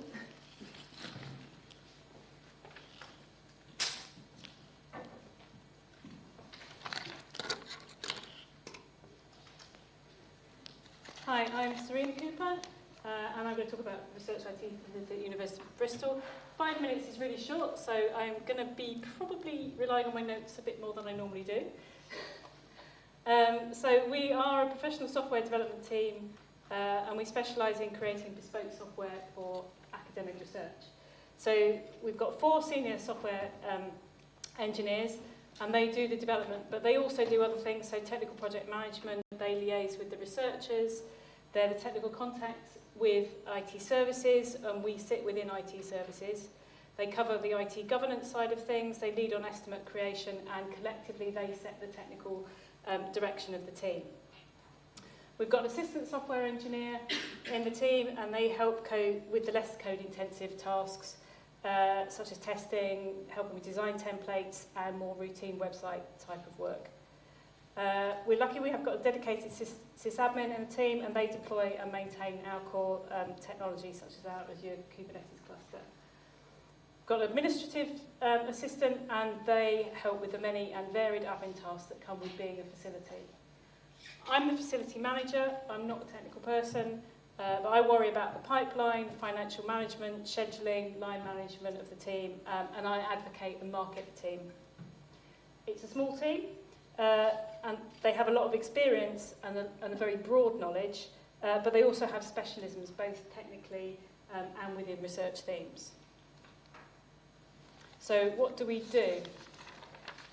build stuff. So medical applications, curated collections, interactive maps, games, chatbots, all sorts of things. The projects can vary in size, from small prototypes to very large, complex applications. We support our applications through their project lifespan and provide a little bit of post-funding support as well. We do eventually retire applications or occasionally transition them to sustainable hosts such as charities or to the NHS. We help with data capture, and that can be via web, mobile applications, but also image-to-text conversions, creating TI schemas, ingesting data from other sources, organising data sets, streamlining data management, that kind of thing. We're sometimes on projects just in an advisory capacity, perhaps in early stages, or help making code more reproducible and robust for projects. We also do a bit of pre-award support, so providing detailed costing, signposting to solutions or expertise, helping with data management plans, and wording for proposals and peer review responses. And we're a day rate track facility. So track stands for Transparent Approach to Costing, and is the methodology used in HEIs to calculate their costing of activities across the university. So being a facility means that we can be included on research bids as a day rate. So there are different models of how teams like ours are set up, and these are our thoughts on how being a track facility works for us. I have made assumptions based on some very limited knowledge I have of other models, so that's my caveat. So start with the kind of the downsides. There's a lot of admin. We have to do detailed time recording. We have a yearly track return to do. That keeping track of projects and queries takes quite a lot of time. We need a continued pipeline of projects, and estimates for doing that takes a lot of time and energy to produce. But that does provide transparency and a record for when that funding comes in a year later of what you actually said you were going to do. We find sometimes not being a named resource on projects can mean that we are treated a little bit differently and not seen as part of the research. That might be a reflection of the research team, not our model. The day rate can look quite pricey to some people, and they go and look elsewhere. But our rate does cover hosting, it hosts governance processes, and, as I said before, a bit of post-funding support as well. The team has to turn their hand to anything that comes in, and I have to factor in training time into those costings. But the kind of upside, and I think it's got touched on before, that they do a lot of varied things. It translates across all the projects we do, and it tends to keep the team quite happy. It's actually quite hard to get good cost recovery being a track facility, and there's always kind of a pressure on that side of things. And because it's a particular methodology, there's no influence or very little influence on setting our day rate, and there's a lot of changes at the moment. The track rulings, which mean it might go up. Right, I'm going to have to whiz through the pros. So the day rate means that we can work on a really broad range of size of things. So a 10-day project can build future funding and foster good research relationships. A lot of the pros stem from being a stable team with the scale, standardisation and continuity that brings. So we can host tools across multiple projects. So we've got a IIIF server, for example. We can cost in core support for the team, so there's the sysadmin, the admin, myself. We can flex time across different projects and swap in and out when needed. And they've got technical standards across the team, and that helps doing that and having a roadmap. We're facility staff, so we're not chasing the next grant. So there's kind of the stability that open-ended contracts bring. We can focus our remit, so we can also turn down things that don't fit. And although the methodology is a bit of a pain, it's not complex to do. I said before, there's no hidden costs, so we have to recover everything, so we include everything beyond our time and itemise it. And we can bring in other specialisms as well. And it's really easy for researchers to put our time onto their grants as well. So our overall observation is that actually it's okay being a track facility, but maybe it's just that having an awesome and stable team is actually the biggest factor, and that can be achieved in lots of different ways. If you want to find out more, I was going to put some flyers out the front.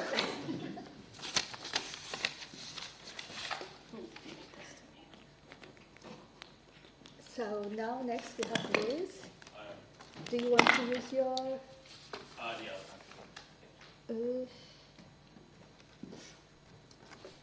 which one? It's this one. It's the one that clicks the dot. This one. Thank you very much. So Louise is from the Center for Modeling and Simulation. Yeah. That stays here in Bristol. Yeah.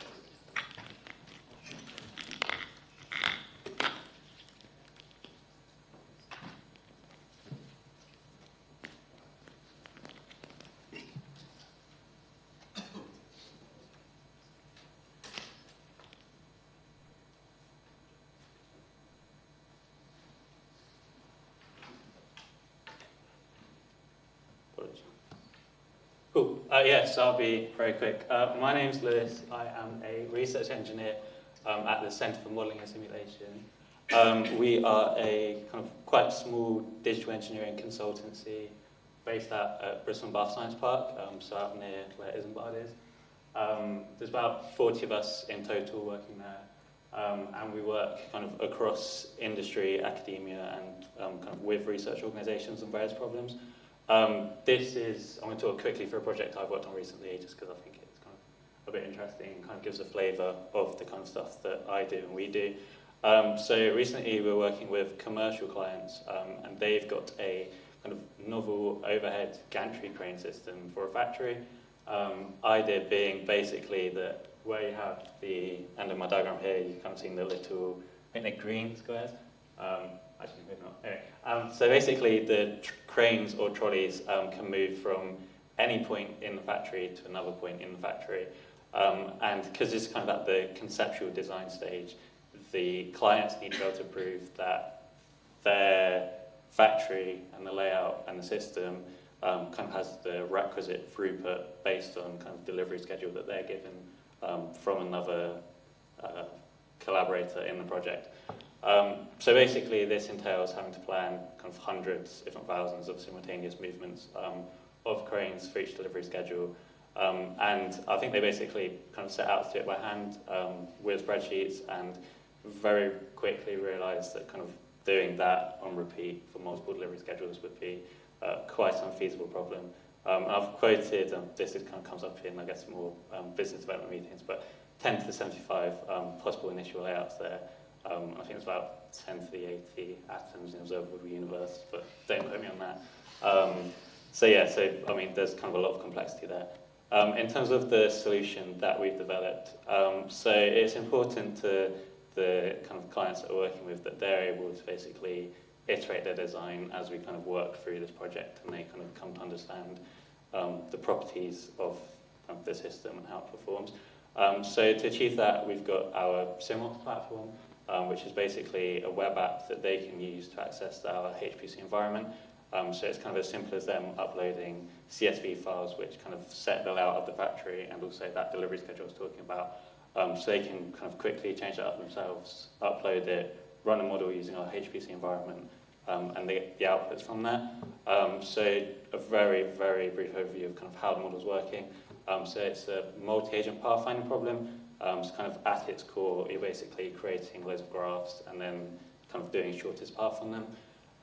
We kind of make use, obviously, parallel architecture to plan many paths simultaneously, and then also to kind of achieve the requisite performance to get them kind of solutions quickly. We've kind of gone from Python in C++ at kind of the core of the solver using PyBind. And then in terms of the outputs that they can then download from the web app, so one of the year in industry students who worked with us last year was particularly good with Unreal Engine.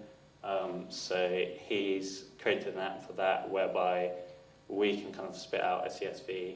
So again, it's this kind of idea of the flexibility, and they can change the design. And then that will create kind of the 3D virtual environment that they can then kind of go and explore. Also output report, so we kind of don't have domain expertise in cranes, factories, etc. necessarily. So they kind of specify what that would look like, and then we can hand that over to people who do know about this kind of stuff, and kind of they can understand again how their system's working based on our simulation. And then also kind of some extreme matplotlib. So yeah, kind of making the most of that. And then just kind of on the benefits / use cases of this, so using our HPC again, we're able to do kind of large scale design space exploration. So quickly varying like the number of cranes, for example, to kind of understand what's a good number and kind of what are the benefits and drawbacks of, for example, like more scenario modelling. So they want to know, if a crane breaks down, will that ruin the rest of the day at the factory, or kind of can it be robust to that? I mentioned the reports, I mentioned the web portal, and also the VR. So that's kind of just like a flavour of some of the projects that we work on at CFMS. Thank you.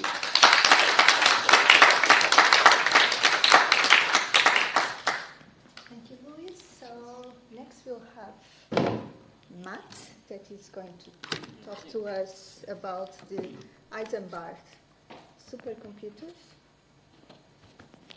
Okay.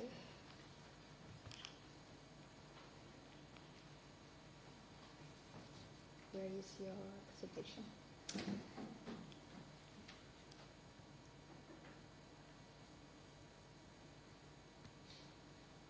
That looks likely.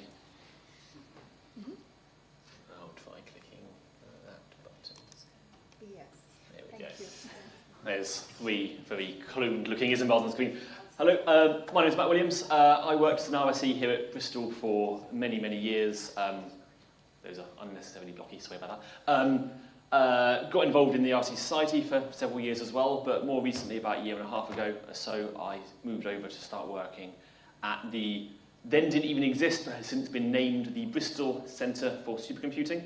It's effectively a department at the University of Bristol set up specifically to run Isambard AI and the Isambard 3 supercomputers. And what I'm going to do briefly now is just do a little bit of disambiguation and clarifying about what are these things, how do they differ, what the ways you get access to them, because there's a lot of confusion. The word Isambard is used in a lot of different places, and it's not always clear to everyone exactly what it means at any one time. So I'm going to teach you so you can go forth and teach others. Is this going to work? Yes, good. So, in short, and this is even slightly summarising things and glossing over some details, there are 2 supercomputers that we run. There is Isambard 3 and there is Isambard AI. 2 separate computers, physically separate, different access routes, different hardware, largely, different purposes and different funding. They're both called Isambard, but they are 2 different things. It's not that Isambard AI is like Isambard 4 or that it's a part of Isambard 3 or vice versa. 2 separate computers. They're both hosted physically up in northeast Bristol on the Bristol Bath Science Park. I've got a photo on the next slide of a reasonably up-to-date survey of where that's all sitting together. Interestingly, for how these things were put together, as I said, I only started working on this about a year and a half ago, and they're already up and running. We use these modular data centers, which is basically a shipping container that you bring along, wheel your computer into, and plug in, and you're up and running much more quickly than having to build a multi-year data center, which costs hundreds of millions of pounds, and you then need to refit it every however long, and it gets a lot more expensive. So we've tried to sort of optimize that process in the way that we run this. So this is the data center setup that we have at the moment. The actual computers will be disappointingly small parts of this. So up here on the left-hand side, we've got a shipping container. Inside there is Isambard 3 in its entirety, and a little bit of Isambard AI, a little forerunner system we call Isambard AI Phase 1 that we can get up and running quite quickly. So Isambard 3 is in this bit here, and a little bit of Isambard AI. The cooling for that is all connected here. And for a long time, this was the entirety of the setup, which is why it's got its own little fence around it. We got that done first, because the rest of it was a car park at the time, and then we spent the last year or so building that. And so inside, under this cage here, there's this little white area here. That is the rest of Isambard AI. So all of the actual computers are inside there. Got the cooling up here. This big building here is just to get the power in. It's 5 megawatts of power. You can't even use cables when it's that much power. It's chunks of copper being slotted into other big chunks of copper. Big amounts of power going in, and there's security fences all around. But remember, when we're talking about this, there are 2 separate computers. Isambard 3 effectively in here, Isambard AI over there. Now, the difference between these 2 computers is where it gets interesting and important. Isambard AI is specifically for AI and machine learning focused projects. That's what the government wanted it to be for. That's what they funded it for. And for that reason, it is mostly, or it is entirely, GPU-based hardware. There are CPUs to support the GPUs, but there are about 5,500 GPUs in this system for running your TensorFlow and PyTorch and all these other sort of machine learning AI frameworks that you want to do. As I said, there were 2 phases because of just the funding and the timing and delivery schedules and so on, but most of the time, once phase 2 is up and running, which is coming like in the next months, this will be really the main place that the hardware is sitting. It's so much bigger than phase 1, it's like 30 times bigger, that you won't really care about phase 1 anymore. It will be, used for sort of sub-projects and things like this. Isambard AI is funded by DCIT, by the government organisation, not by UKRI, where normally research funding comes from, by a government department who look after these things at a much, much higher level. They're also not very experienced with how to run these kind of research projects inside universities, so a lot of processes are coming along live at the moment, and so they're working out exactly how allocation and things like this work. They've given a little bit of allocation at University of Bristol, so if you are here at Bristol, you can get access to that 5% as it's coming up online. Elsewhere in the country, you can get access through a DSIT call that they are managing through their own processes. For standard access to the system, if you want to get access to it, you have to talk to DSIT and wait for them to invite you to come along. We as Bricks, we as Bristol can't give people access. It's not our job. But there's a link at the bottom with links to where you can find out about access. Isambard 3, there are no GPUs in Isambard 3. To first order, that's true, there's a few lingering around, but basically there's no GPUs. Isambard 3 is a traditional CPU-based supercomputer, 55,000 ARM cores. That's one of the differences between this computer and ones like Archer or what you might have at your universities. It's the ARM CPU architecture it has inside it. Mostly it just works, but it's all gonna, most software just works on it. UKRI are managing it. GW4 have access to this thing, so you can get access through that. And each of the 4 universities in GW4 will have some RSE positions to help you do stuff. And again, link there to access. Thank you very much.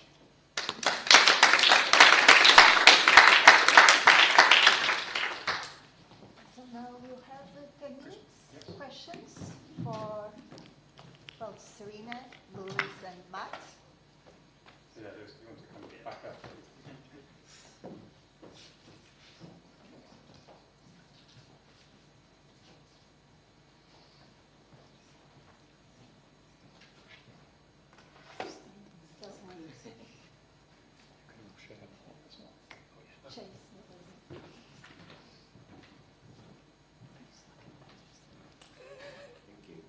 This is a question for Serena. So, in your project where you're working with research groups, I wondered how much you find yourself interacting with research groups that already have some embedded research software engineer capacity. Do you find you're collaborating with embedded research software engineers, or is it more that it's research groups that come to you that don't have this capacity already and need to cost onto their projects?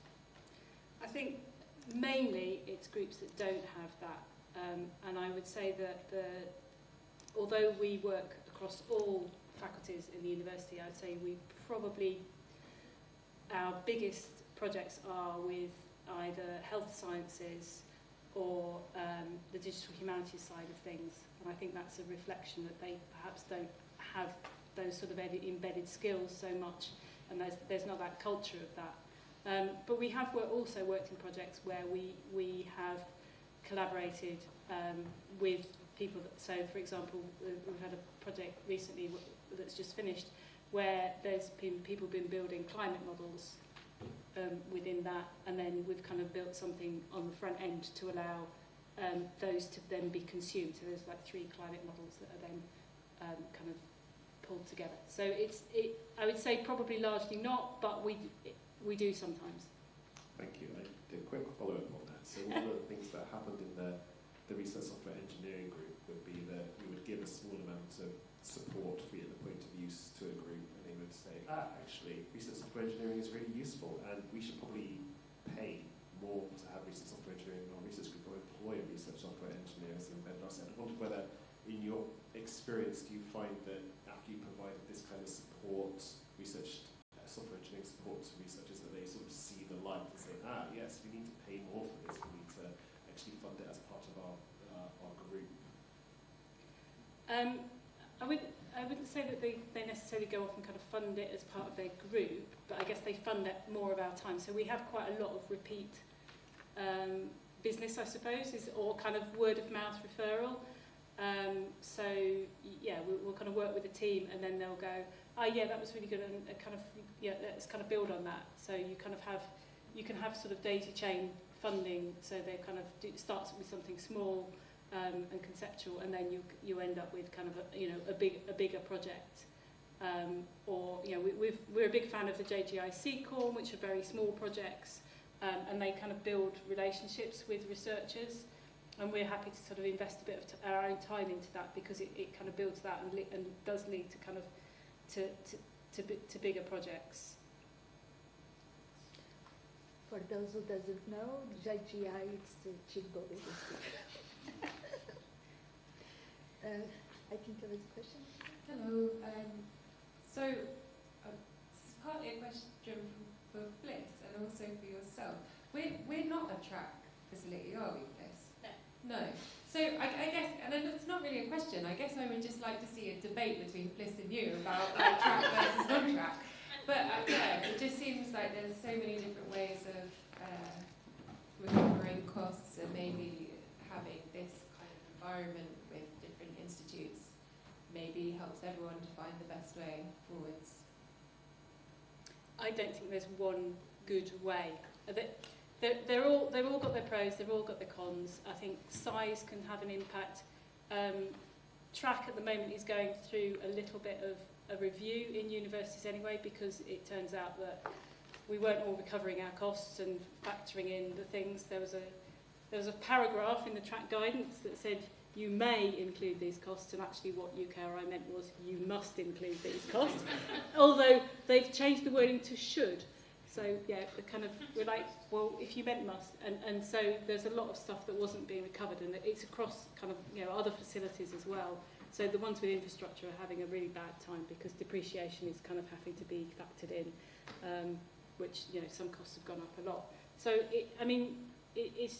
it's kind of, there's probably large spreadsheets and heartache involved in whatever model you go for, and it might be that because we're quite a small team, it works well for us, and maybe if we expanded it might be different. I mean, I kind of definitely want to have a catch up with Fliss, because I think there's a lot of benefit from talking about how it works.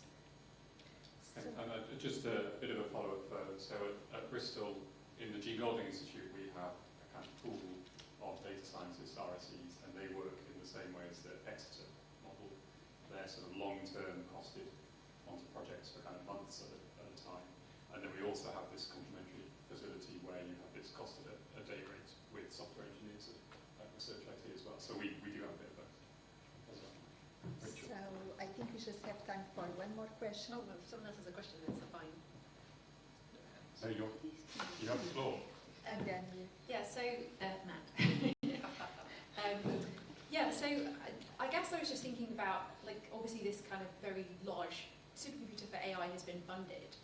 Do you have a sort of sense of what the primary aim is with that? Is it kind of to try and fund, like, big projects that are going to kind of, like, feed into the government, or is it kind of just supposed to be, like, more small projects, you think?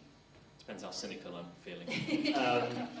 I think the primary purpose really is to make sure that the UK can stay at the cutting edge of research, given that there's an assumption that more research is going to be depending on or in AI and machine learning, to make sure that we have the physical resources available to make sure we can do that research. And this is research at universities and research institutes and places like this, to make sure that if they have an idea or a model or a scheme they want to do, that they can get the hardware to get their idea done, and to make sure we're not being left behind. In fact, the government wants to fund even more in this direction, and have also recently announced a bunch of funding up at EPCC into an exascale computer there. So they are not putting all their eggs into the AI bucket. They are making sure they're broadening the way they're funding, but everyone has opinions on where those ratios should be. They're never going to be in the right place. Thank you. And I think we can continue this discussion during lunch, and I will just want to...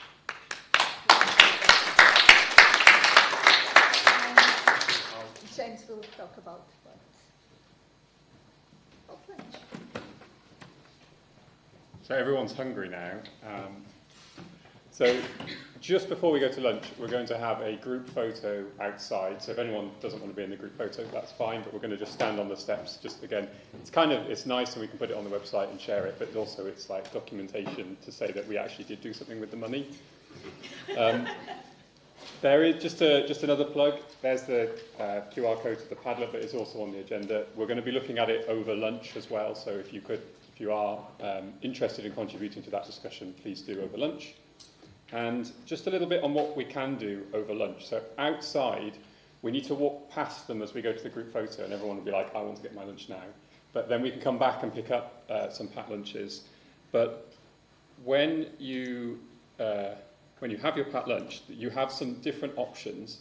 So there are on the table outside, there are a few maps. I think there's about 20 or so maps that we printed out. We very much liked when we went to the Met Office that there was a kind of an activity, like a tour that you could do. We felt that the tour of like the Bristol campus was maybe less exciting because it's just like, here's a load of departments that we can't let you in because we can't get in either. But from where we are now, which is very small on there, but it's printed out big, there's the Fry building, and as Leo mentioned earlier, it's approximately a 10-minute walk to a park that's got a very nice viewpoint of Bristol, and there's a nice tower there as well. So that's option A that's on the sheet. If you want to go outside but you want a shorter walk, there's also option B, which is about a 3-minute walk up the hill to sort of a nice little park gardens that you can sit down and have lunch in. Or if you don't want to do either of those, you're also welcome just to stay here as well. And I think members of the team will at least be going to A, but it's fairly easy to find everything. So if you've got any questions, just come and ask us. Have I forgotten anything before we... Option A is quite hilly. It's a little bit of a hill, yeah, to get there. It's Bristol. But it's Bristol, so that's what you signed up for, right? It is quite sunny as well, so if anyone, there's lots of drinks that we've got available. If anyone also wants any like sun cream or anything like that, we have some spare. Because I thought, you know, like, software engineers probably don't go outside very often. Well, like me, that's what I thought. So yeah, so thanks so much, everyone. Leo and Rita will lead the way to the photo now. What time are people back? So thank you very much. That's well remembered. So 1:40 is when we'd like people to kind of congregate back in here, if that's okay. Cool, thank you. Photo first, then back here. Yeah. Photo first, then come and pick up lunch.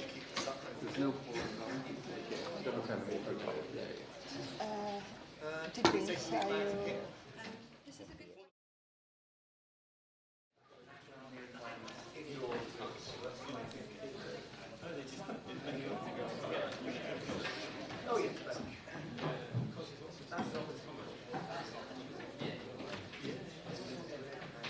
Okay, so welcome back, everybody.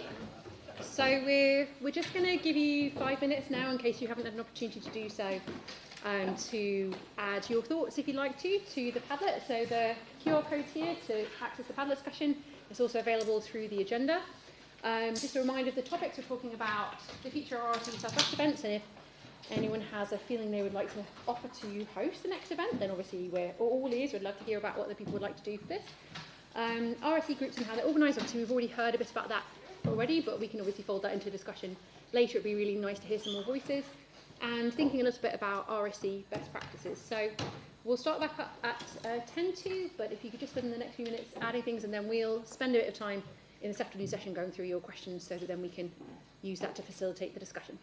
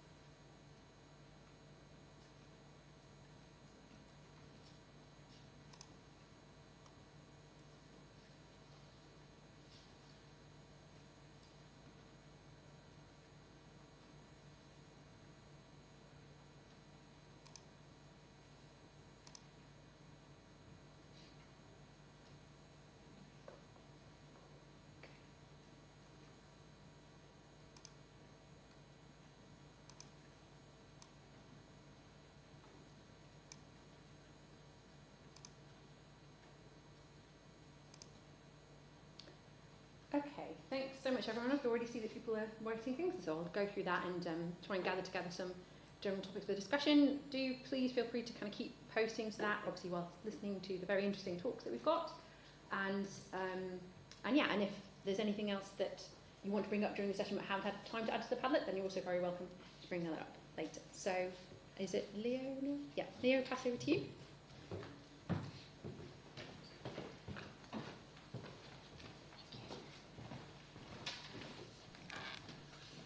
Hi, yes, so for the afternoon session we'll be looking at applications where, yeah, we'll see a bit more of a technical focus on some people's projects and concepts that they wanted to show.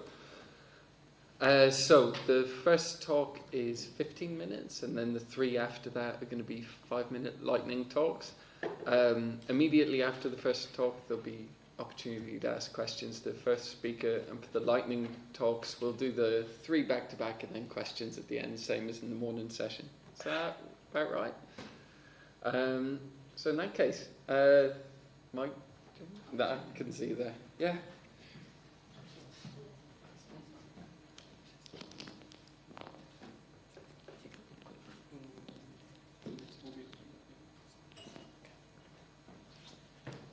Do you use slides?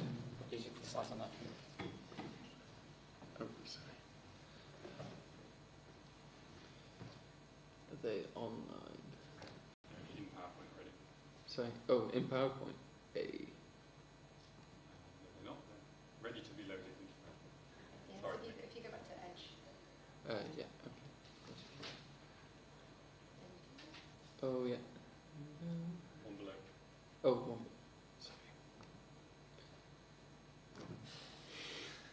Sorry, everyone.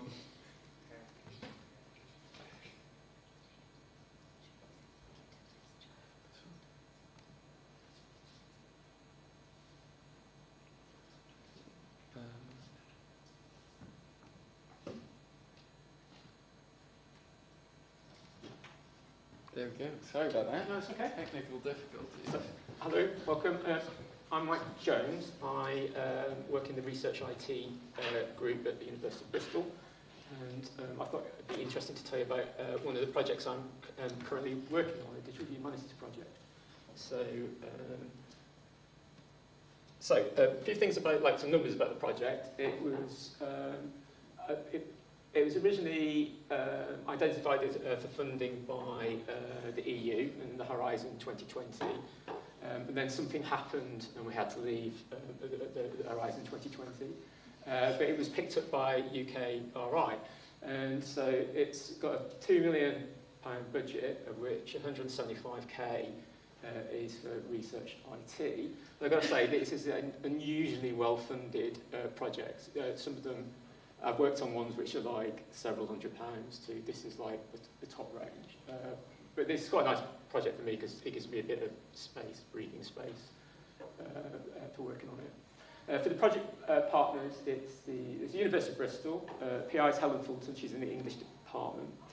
It's got 2 postdoctoral researchers, one based in the English department and one based in the history department, research administrator and research IT. And the other partner is the Royal Commission on Ancient and Historical Monuments in Wales, RCAHM, and I have a mental block on that acronym. I can never remember it. It's a bit crazy. And they're basically mapping specialists, experts in ArcGIS. So the project was funded from 2023 to 2028. We've just finished the 2nd year, which sounds less scary than we started the 3rd year. So. And we agreed to at least 5 years post-funding maintenance for this one. I'm kind of hoping it will be extended after that as well, based on how hard it is going to be to maintain it and stuff like that. Hopefully it can go to when I retire and I don't have to worry about it anymore. So about me, just a quick slide about me, not because I like talking about myself, but just to show that I originally trained as a historian like a long time ago, but then got into software development. And over the last 10 years or so, I've been working on lots of projects with different disciplines, but I do have a particular interest in supporting digital humanities projects. And based on some of the stuff that I've done, I was elected an Associate Fellow of the Royal Historical Society.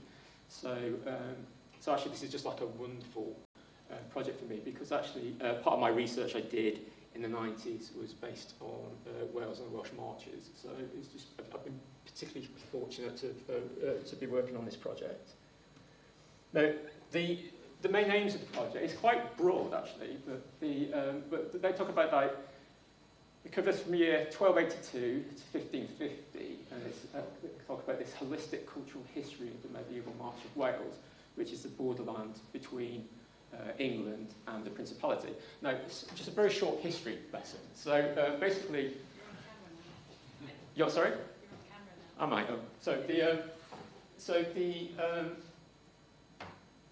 These lots of little parcels around there. These are the March Lordships. So initially, these would have been lots of independent kingships or principalities of Wales. And after the Norman invasion, eventually the Normans started to move into this area and would take over like one of these kingships or principalities, and it would then become a lordship.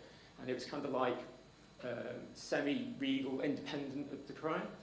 And in fact, the king would eventually own some of them, but would actually rule them not as the king, but as a March lord. So we go from 1282. That's because when Edward I defeated the last independent Prince of Wales, and his lands became what we call the Principality, which are the two North and South Principality on the left-hand side. And they became shires, so they were kind of like very much like an English-type administration in Wales. But these March Lordships kind of continued. In fact, some of them extended after 1282. And it goes up to 1550 because there were two acts in 1536 and 1543 called the Acts of Union, but basically Wales was annexed to England. And all the March Lordships were wiped away, and some of the like shires came in. So we're kind of covering that area. And culturally, they're quite interesting because there's the native Welsh there, but also you've got a lot of invaders.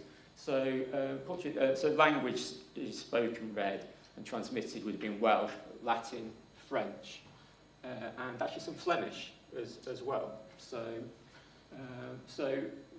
because the department I'm working with is the literature department, they're particularly interested in literary texts and manuscripts that were kind of like created, transmitted, and moved about in that area. So they're trying to map that. But also, we're trying to create an original series of digital maps of the March Lordships at various points, because we have got this, but these maps are all based on a series of maps somebody created in the 1930s, and I think quite a lot of it's guesswork. So they're trying to improve the accuracy of these maps. And and then we're going to like link the text and maps and people via prosopography.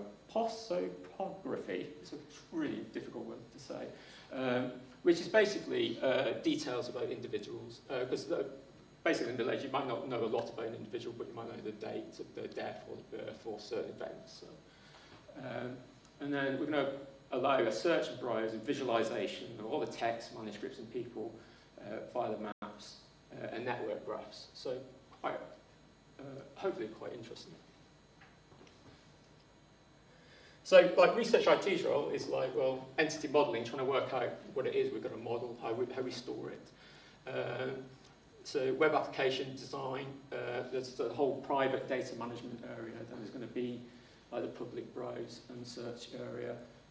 Also we're going to have like published data sets, so we're quite keen to have like a linked data set. So I put this data as RDF, and then I can link with other RDF data sets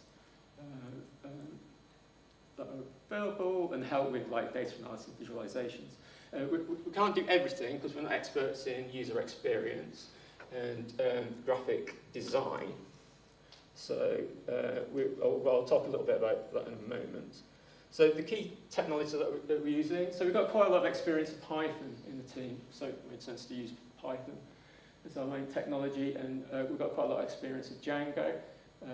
It seemed a good idea to go for a framework that has long-term support. So usually, I can't remember how many years, but there's a nice roadmap, so you kind of know where you get where it's going, and you can plan support and maintenance a bit better.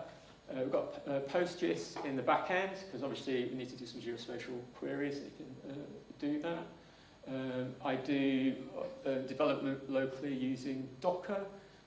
Those Docker images then end up on our Kubernetes cluster, which is within our Azure subscription. So we have a pipeline, build, test, deploy pipeline. That, and I'm using something called MapLibra for doing the interaction on the maps, which is basically when Mapbox changed its licensing, this project's sprung up. So, and I'm using Jupyter Notebooks to do some data analysis and querying some of the data, especially some of the geospatial data I'm getting. So the first thing I've been working on is, well, we're doing the data modelling, and actually there's a kind of like number of entities. As you'd expect, place is quite important, manuscript, text, and person, so they're the key ones. The repositories can't on there because actually that's like a modern place where a codex or a manuscript is actually stored. And events as well, and they could be things from like battles or to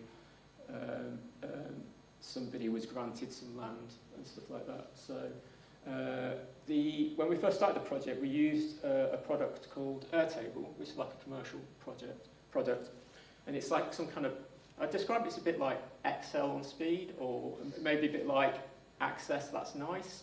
So you can do some nice data modelling in there, and that's what we did. So I didn't have to actually do any coding at that point. And it's also got a nice API for actually querying the data and getting it out, or even adding data if you wanted to. And then I've kind of wrote a data management tool in Django because it actually fits better with the work. Really? Wow, I do like to talk about myself. So that's what we've been working on now. So and the researchers are using it. So and they seem to like it. So that's a good thing. So also we don't have. We're not experts in user experience and design. So we got a UX guy in to help run some workshops with the researchers to try to kind of clarify what they want, what they were aiming, which also fed into the entity modelling, stuff like that. And these are some high fidelity wireframes that the UX person created, which will then become like a template for me in development when I actually produce something. We also had a graphic designer sitting on those as well, and these are some nice designs that kind of fit around this. And but we've got a blog post about why UX is important. I think the main problem is it's an extra cost and it can be expensive, and it's sometimes hard to fit it in budget envelopes. So two of the problems I've had is that dates are hard. I mean, I don't even talk about like time zones and things like that, but so some of the dates that I have to deal with could be specific to a certain date, like this charter was attested on the 25th of February 1501, but then they get unbelievably vague, like, this manuscript was probably produced in the early part of the 16th century. So I need to deal with that. So using a calendar widget for the researchers is just not going to work. The other thing is until 1752, England and Wales used the Julian calendar, not the Gregorian calendar, because that's the fun. And the default Python datetime module uses the Gregorian calendar, and it doesn't even exist. It doesn't even believe the Julian calendar exists, as far as I can tell. So, the way I got around this was to we came up with like an editorial policy, like a fixed set of ways that dates could be described. And then what I then do is convert actually that into there's a start date and an end date. So we're dealing with it like a date range. which starts at midnight and then 1 minute to midnight. And to help with that, I used a package called Skyfield, which is astronomy one, but it supports Julian dates, which just makes life so much easier. So basically, I'm just storing a floating point, and I'm just doing queries against floating points, which is quite nice. And I did do some custom Django validators to make sure what they were entering was what was agreed. And they do try and get past me, some like new ones, but no, I'm having none of it. And this is just like an example of like one of the test cases, you know, because I really was unsure about this and just wanted to make sure that what I was converted to something. So basically, the past date here is my code, and then I'm just actually testing what I'm expecting the start date and end date that range to be, and I've got loads of those. Oh yeah, sorry, and then actually what is then displayed in the website is just basically that shorthand code, the date that the researchers have described, because that's what the academic historians would expect. And then the other one is, I'm dealing with some geospatial data, which is kind of new for me. I mean, I've done a lot of apps in the past which have used the GPS to place you on a map, but doing some geospatial queries has been quite interesting. So basically, we're getting like polygons or multi-polygons from the Royal Commission, and they've got these for parishes, counties, and stuff like that. We're going to develop more, which is these martial lordship ones. And then there's also other ones where we just agreed actually it's just going to be a point. Like a church could be a polygon that shows the boundary of that church, but actually who's got time to map every boundary? So for some things it's just going to be a point. And then the other issue I had, so the level of coordinates, the precision I get on them is like, it's between 15 and 17 numbers after the decimal point. It's just, it's the level of precision is just, according to one, I think GIS Stack Overflow said it was like mapping it to the molecule at 17, you know, and like 15, it's like the nanometer, which is as the stuff because they're tracing a lot of ordnance survey stuff, which has old parishes and townships on there, and it says it's like to be accurate within a meter, so that kind of like accuracy just seems a bit madly high.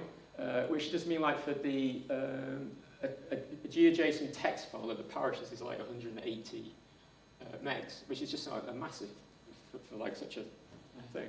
So, but then I'm also getting some like weird things which we're looking at the moment. Is this parish of Blaisbury is in Radnorshire, but if I do like a geospatial query saying is this within Radnorshire, it'll go no.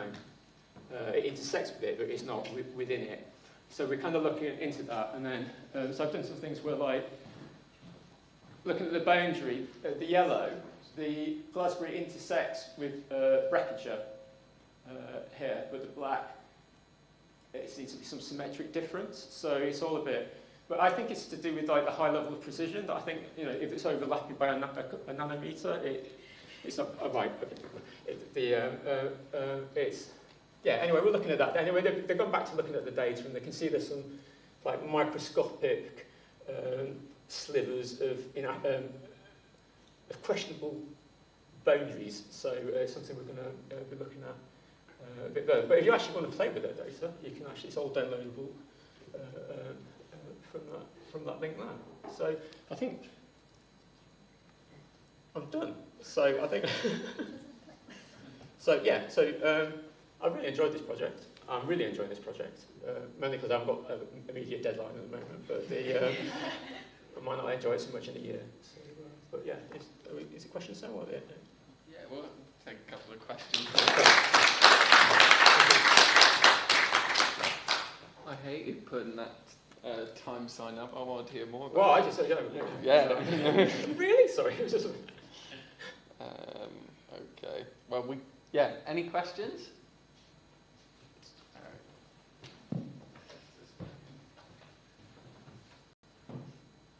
Hello, thank you. It was really interesting. It seems to me a lot of your problems can be put down to imprecision, whether that's imprecision in the known date or imprecision in the location. I was going to ask just a couple of ways you deal with imprecision in certainty. Obviously, old handwriting can be very difficult to decipher, so it can be you're not quite sure of one or the other. But there can also be times where you're sort of like, say, 90% sure of a date, but you're just not quite sure if it's a 5 or a 6, but contextually it would seem to be a 5. Yeah. So sorry. I was going to say, do you have a way to show that level of uncertainty, or do you have to say, like, we just don't know, so it could be anywhere in this range? No, I mean, we've got like circa, which is like another, like, you know, which I said with, like, I think, because like trying to pin down the academics what circa means in a range. So we kind of like agreed on like 3 years either side, you know, that kind of stuff.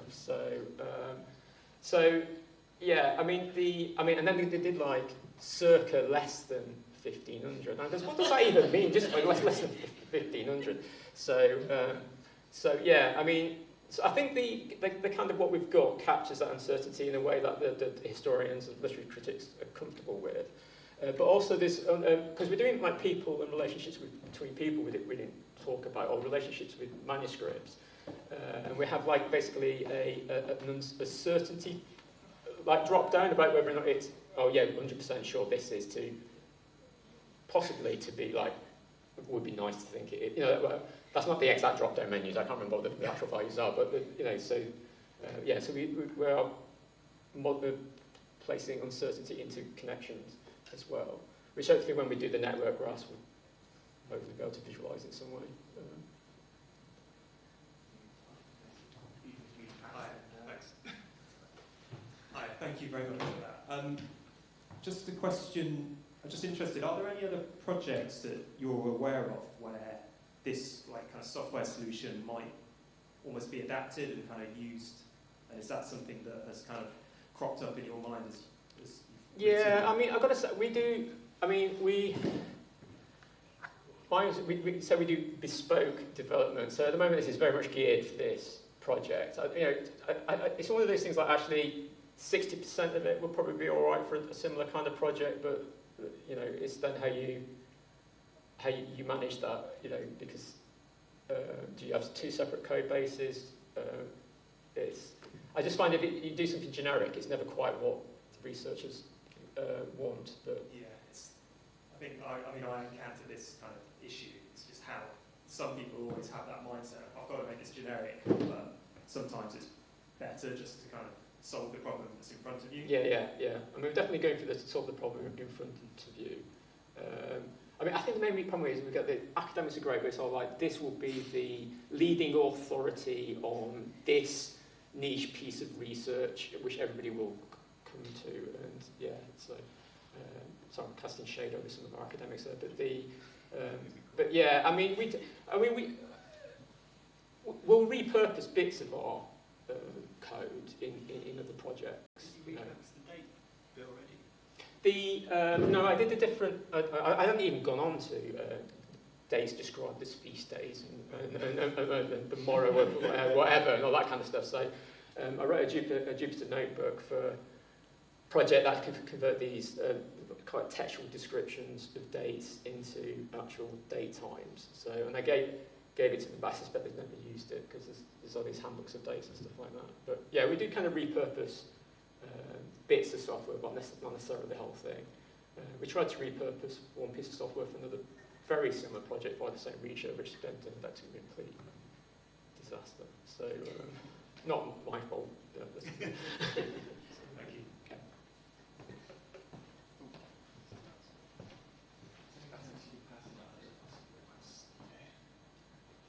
Cool.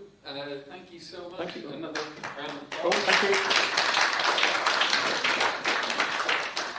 And I was chatting.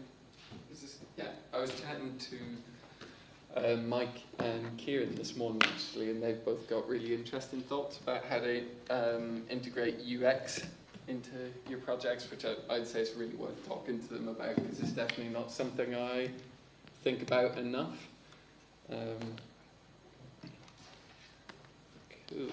You sent slides before. Cool.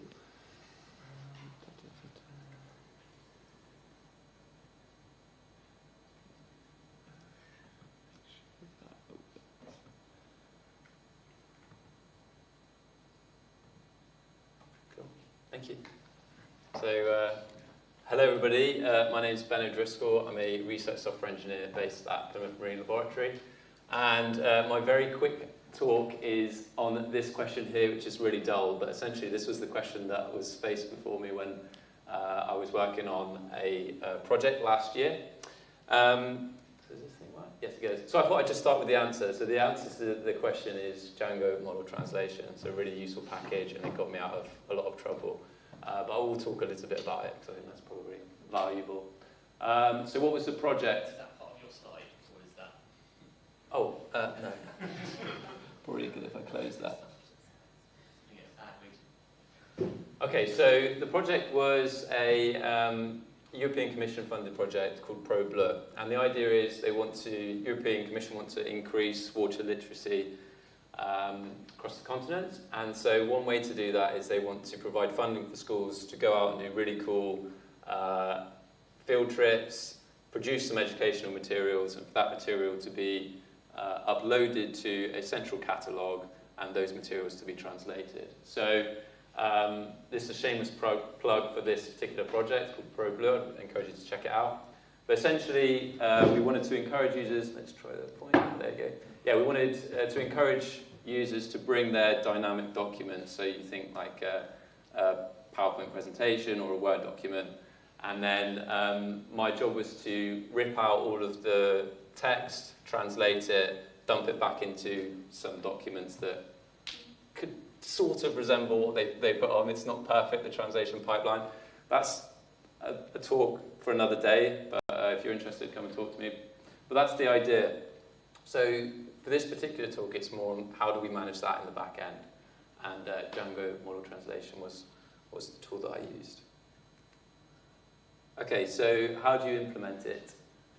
So first of all, we just go off with a simple install. Do that on the command line. And then Django, sorry, I should have started with saying the Django framework, obviously full stack application, really useful for this kind of thing. Obviously it's a web-based application, so it does a lot for you, and I'd highly recommend using it. It's something that at PMO we're trying to roll out as almost like a template technology. I think it picks up on the question just raised previously in terms of having some tooling that are generic that we can reuse. But the reason is it makes things like this really easy. So once we've installed it, we do some configuration in the settings, which basically tells it which app it's installed. We then configure our languages of interest, and then we decorate our models with these functions, and then it does all the hard work for us. So, oh yeah, and finally we run the migrations, which essentially talks to our database in the back end, and it essentially takes your model or table in the database, which might have, say, a title, some text, and an image path. So, for example, if we take a single slide of a slideshow, we want to rip out the title, rip out the text, take a screenshot of the slide, and then put a path towards it. And then what it does is it goes through all of your components and essentially adds all of the languages for each one of those components. Now the reason is it makes us really easy to switch between languages as the user comes to the page. So, for example, we have a particular slide here uploaded, and you can see that when we're rendering this, when we're rendering this in using our templates, we're essentially dumping our title or our text and the image path. But then what model translations allowed us to do is just very easily, when the user changes the language, to have all of those components but in the translated language.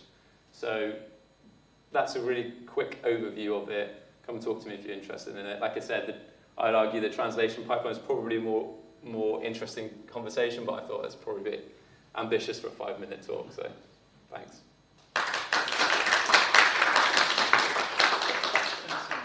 Great. Thanks. That was very good. Jake?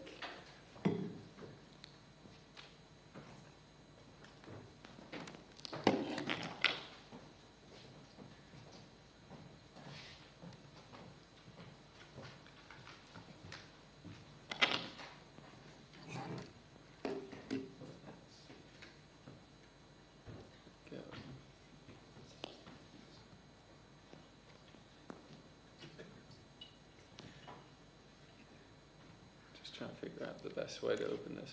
James is my line manager. When he sees me do stuff like this, he often says it looks like I've never used a computer before. All my special lines. I'm now going to enlist your help, James. Is this the best one? Download should do, I think. Yeah, let's Hang on.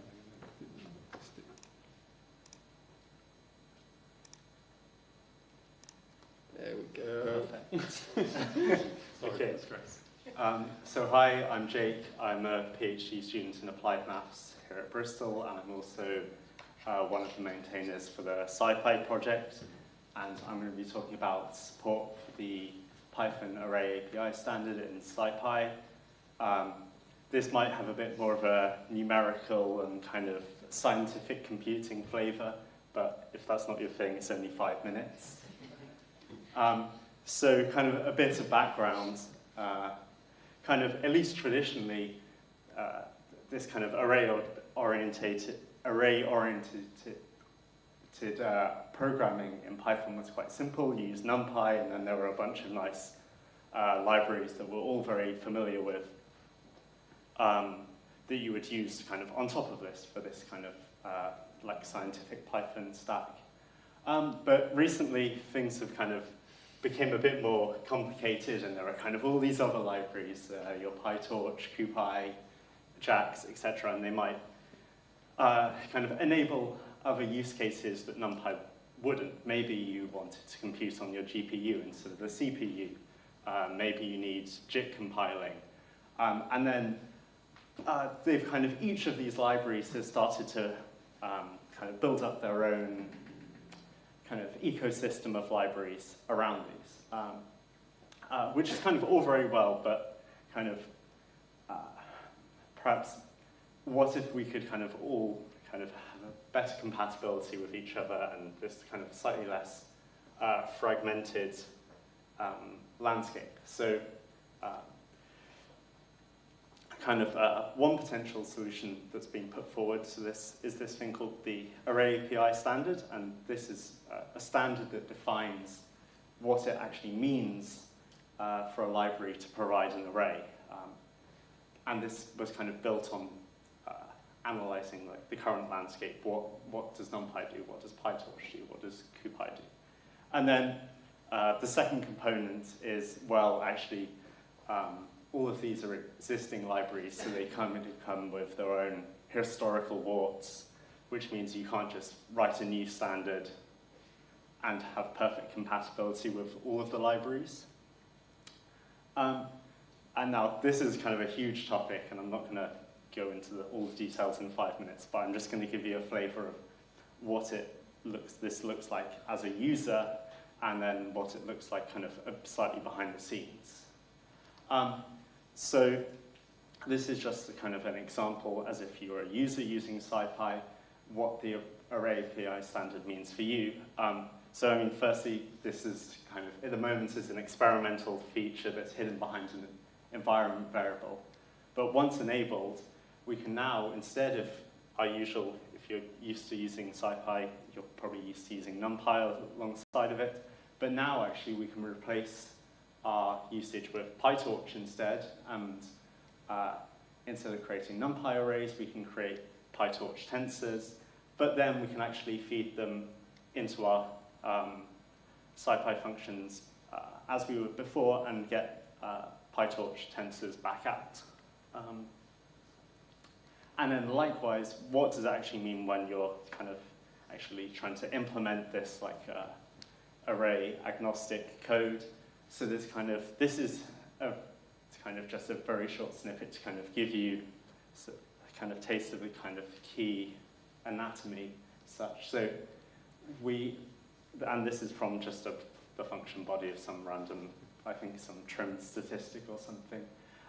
And so the first part is we're actually getting this, instead of just using like the NumPy namespace all the time, we actually start by collecting what is the correct namespace for the array that the user has given us.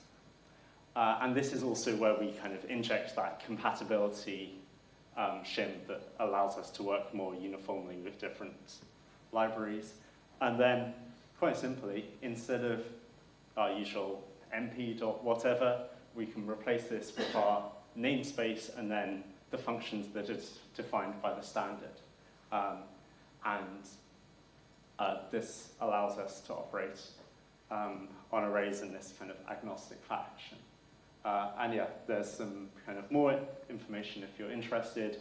That was a very brief introduction and kind of skirts around some of the difficulties, maybe compiled code, for example. But this is something that kind of we've really kind of rolling out a lot of more support for, and there's as well in other libraries, scikit-learn, for example, is beginning to support this, which should, the idea being allow for a kind of much more uniform experience. You're not tied into just using NumPy or just using JAX. Hopefully, this will kind of allow much better interoperability between these different tools.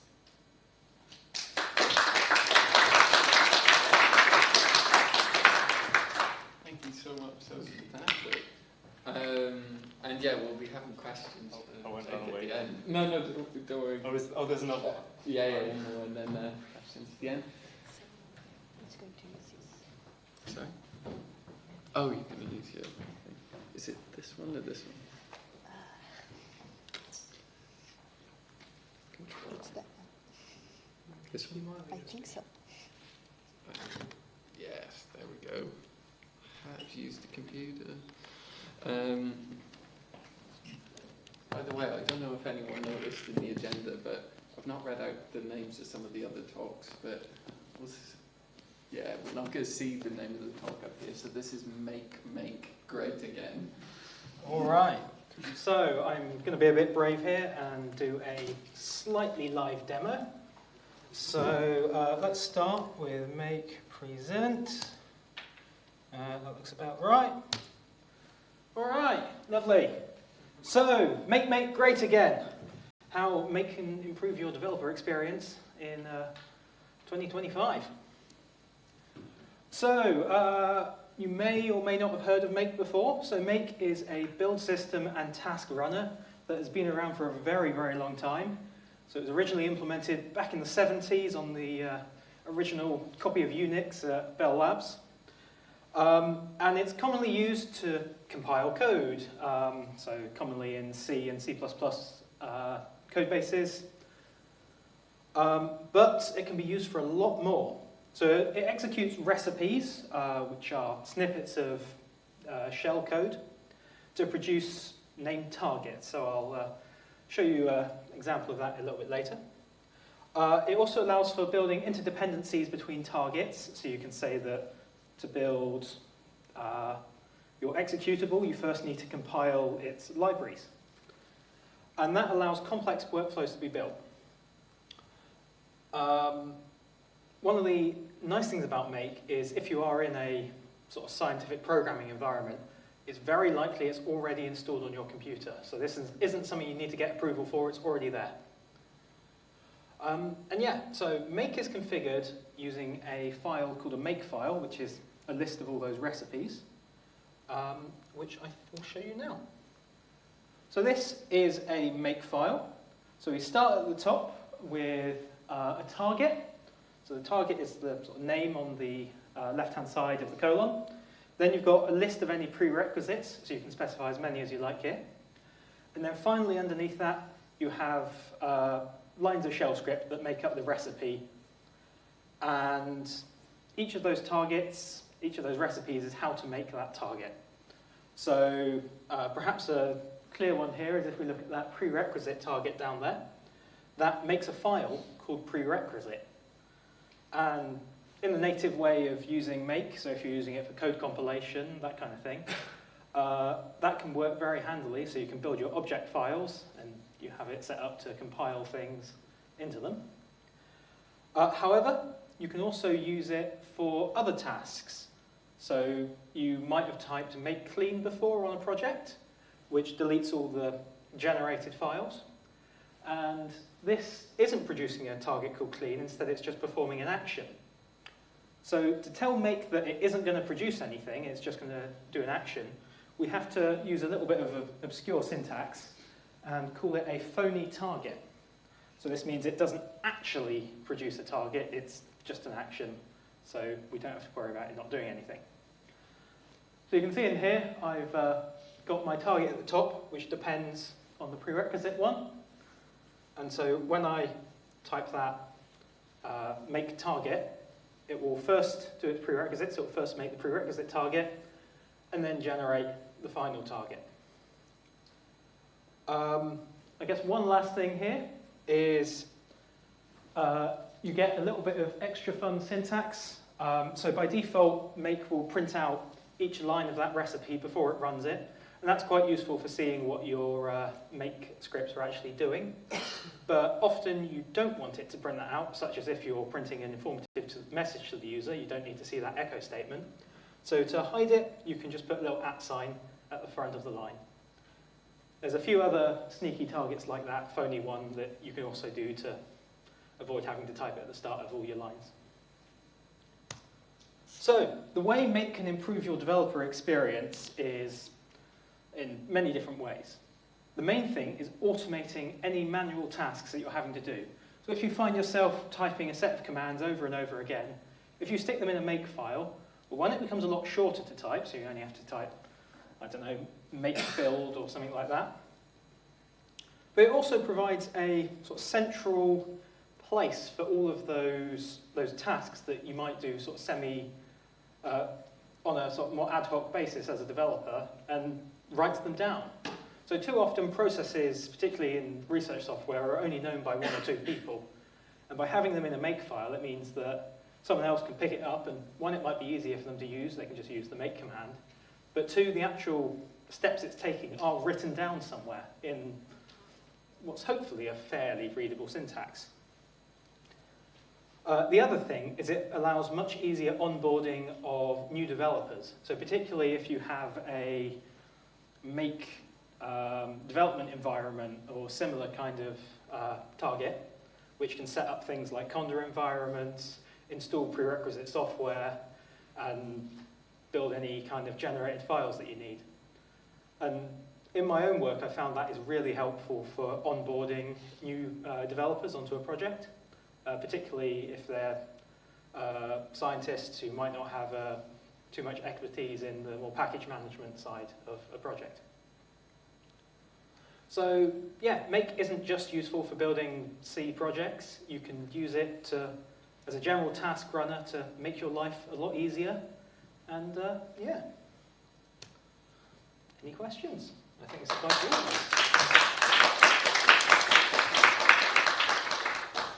Great. And now, yeah, if we can have the other lightning talk speakers up for any questions. I'll eat a couple of minutes into the break. I hope that's okay. But yeah, sorry, I'll get another microphone ready. And yeah, any questions for any of the speakers? I'll go with James.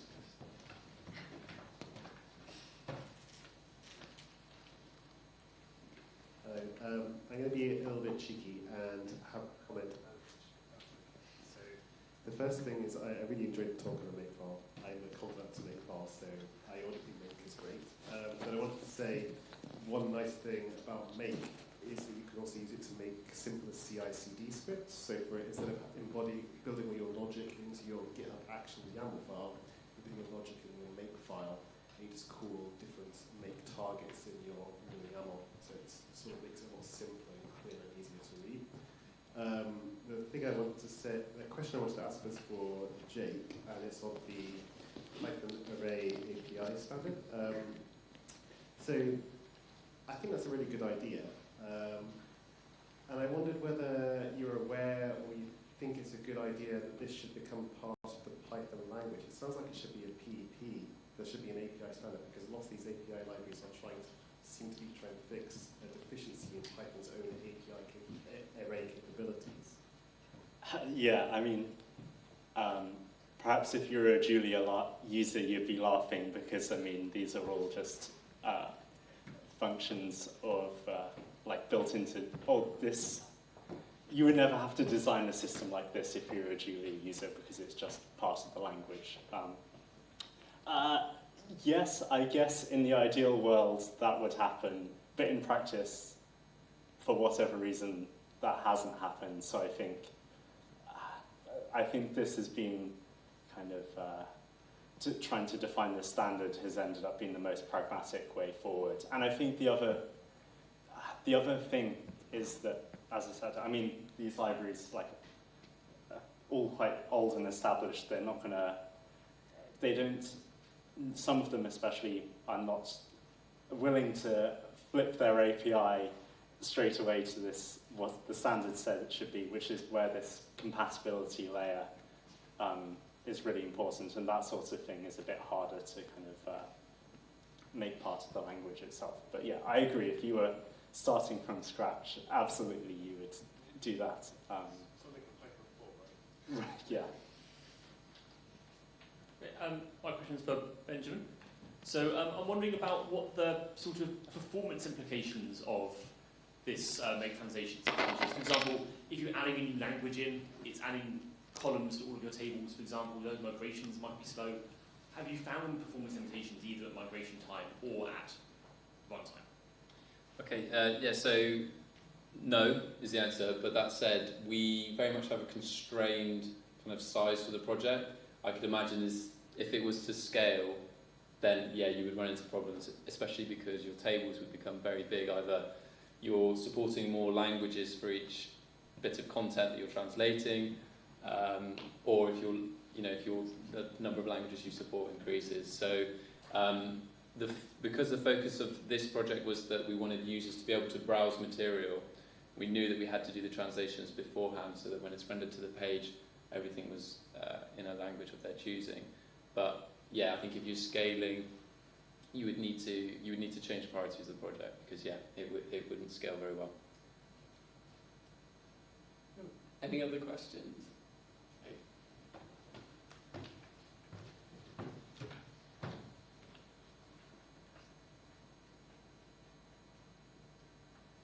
Yeah, thanks for all your talks.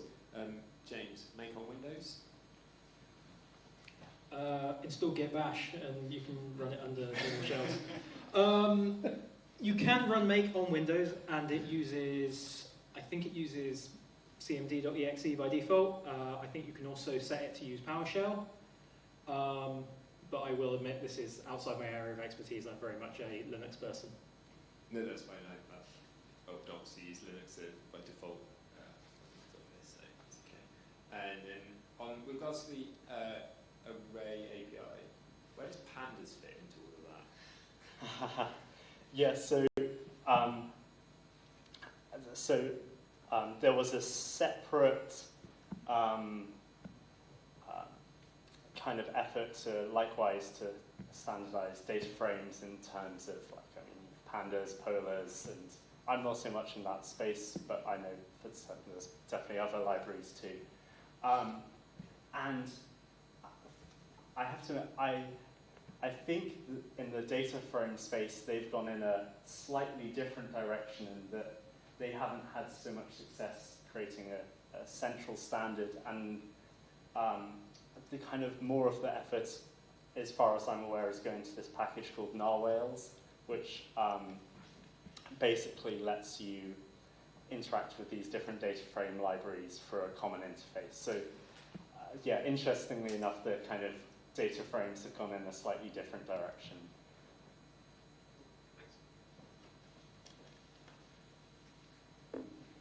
Thanks. We've got time for one more question, 1 minute, but otherwise we can just go to break. Anyone else? Okay, cool. In that case, yeah, one more round of applause for the really good.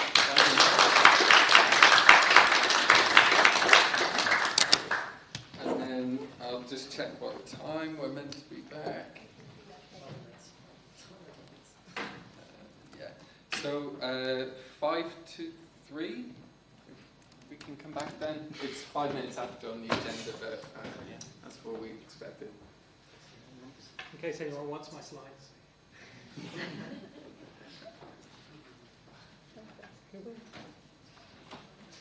That was great. It was the makefile I showed in the... It was my yeah. Yeah, So I good. never thought about using. Yeah. It makes versatile because really it's genius. It's a shell script that does most of the presenting. Can I take it out?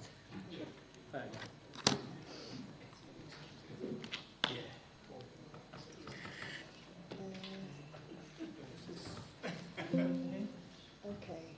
Yeah, just plugs in.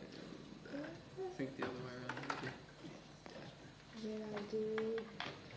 Thank you so much. That was really good.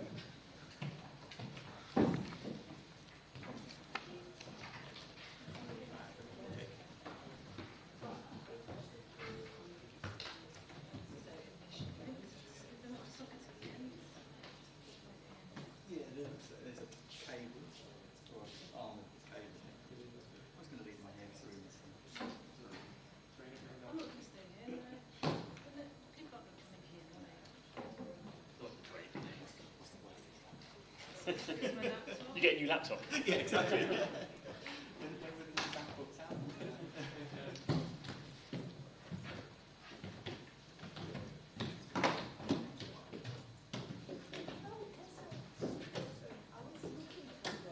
Yeah, they're at the end. They don't seem, they're not in anywhere, you know, you can't know that they're there. Yeah, well, we were kind of looking, I was like, oh, I've got my cable. I'm usually really bad at remembering my cable. And then it's like, oh, there's really I thought there was an element in the. yeah, so I they're thought at it was just on the.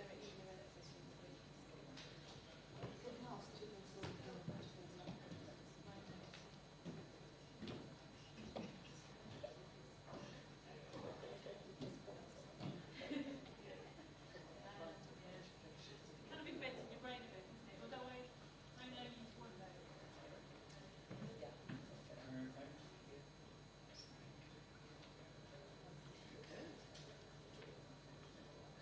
It was presented through Link, so that's... You can access this one.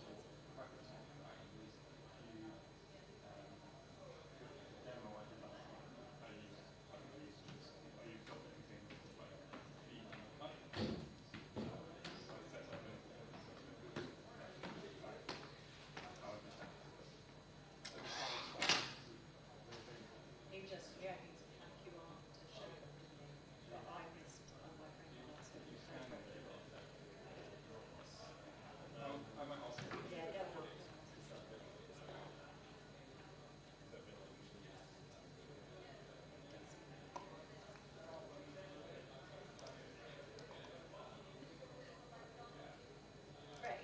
Yeah. Do we want to turn off the room recording? As long as we remember to turn it back on.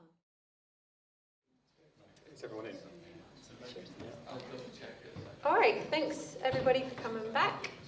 We have one last session for today, and it's going to just be the discussion session that hopefully everyone's been contributing to the Padlet. We had lots of good read through everyone's contributions and lots of really interesting stuff, so thanks very much for that.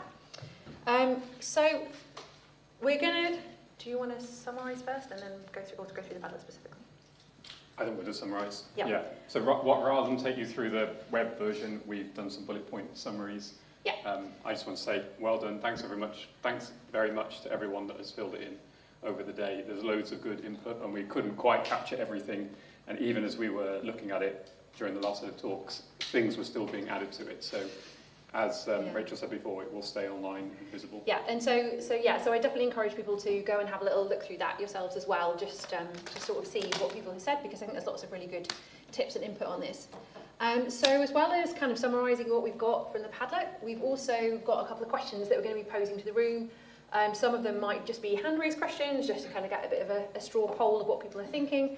But also, we've got Matt on mic, so if you want to contribute, and Leo on mic as well, please do, because we do want this to be an open discussion. So even if you've written on the Padlet, if you want to elaborate on something, maybe we didn't quite capture what you said, or you want to add more details, then please do so.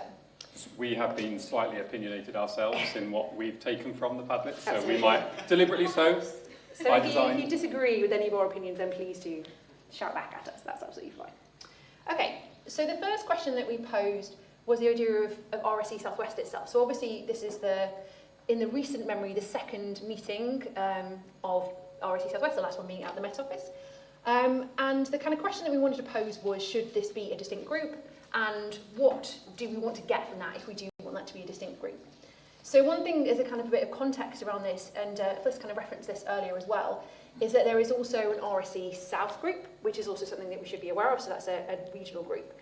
And there used to be a Southwest group from my understanding, but that kind of faded away in a similar way. It sounds as the South group faded away, and then it's kind of come back because there's some weight of feeling that it's actually quite a useful thing to have. So our kind of overall question is, do people feel like this should be a distinct group? And then we can think a little bit about what we want from that. And obviously you can see on the slides like what we've already summarised. So I guess by a show of hands, if we're happy, do people feel like RSE South West should be its own group? Okay, so pretty strong support, which is nice to see. And obviously not to say that, obviously, you know, if people want to engage with things like RSE South, then, and I think straddling multiple groups can actually be incredibly useful, because it can be that, you know, you can be parts of different communities as a part of that. So one of the key things that we picked up, and quite a few people kind of fed back on this, is that they felt like for an RSE South West group, in person is something that is really useful. So obviously today is a kind of an example of in person, and we're going to show you a feedback form later, and we'll kind of get some feedback on your feeling for the day. Did you want more of some things, less of other things as well? What is valuable about being in person for a regional group? There was also this idea of kind of local identity. So there was a few kind of things that we picked up from that. So in some ways local in terms of we're in the same area, so it's physically easier to kind of get to one of the locations, which is obviously incredibly valuable for this sort of thing. But there's also that idea that do we feel like in the Southwest we actually have a bit of a kind of topic area, locality as well. And so there was that idea is there maybe several groups that kind of work more in the, say, the climate sphere, for example, and is that something that's actually quite useful to have as a part of that? And would that perhaps want to be a subgroup as a part of RSE South West potentially? Because we don't want to mean that that becomes not inclusive for anyone who wants to be a part of it, but is that something that's useful to reflect on? And I think that one of the main things is thinking about, we all agree, as we had in the straw poll, this is a good idea. But how do we ensure longevity? Because again, something that Fliss highlighted is with RSE South, there was webinars, it was a really good group, but it kind of, you know, if it doesn't keep up that momentum, then it's hard to keep it going. So I kind of want to open the floor a little bit, so if Mike guys could be ready to run around. You have to wait for other questions first. What do we think in terms of longevity of the group? How do you think that we can sustain this going forward, if we're saying that we want in-person meetings, for example?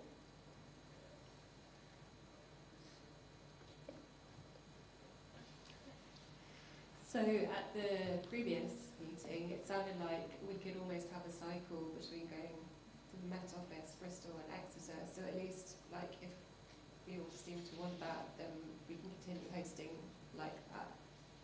Yeah. So people from those institutes, I'm not asking you to speak for your institutes, but does that sound like something that could be feasible? Say 3 meetings a year, once a year at a particular institute, Exeter, the Met Office and Bristol? Would there be other institutes that would be interested in, right, you know, obviously we're not saying it has to be at those places. Would there be other institutes that might be interested in hosting, do we think? Yeah.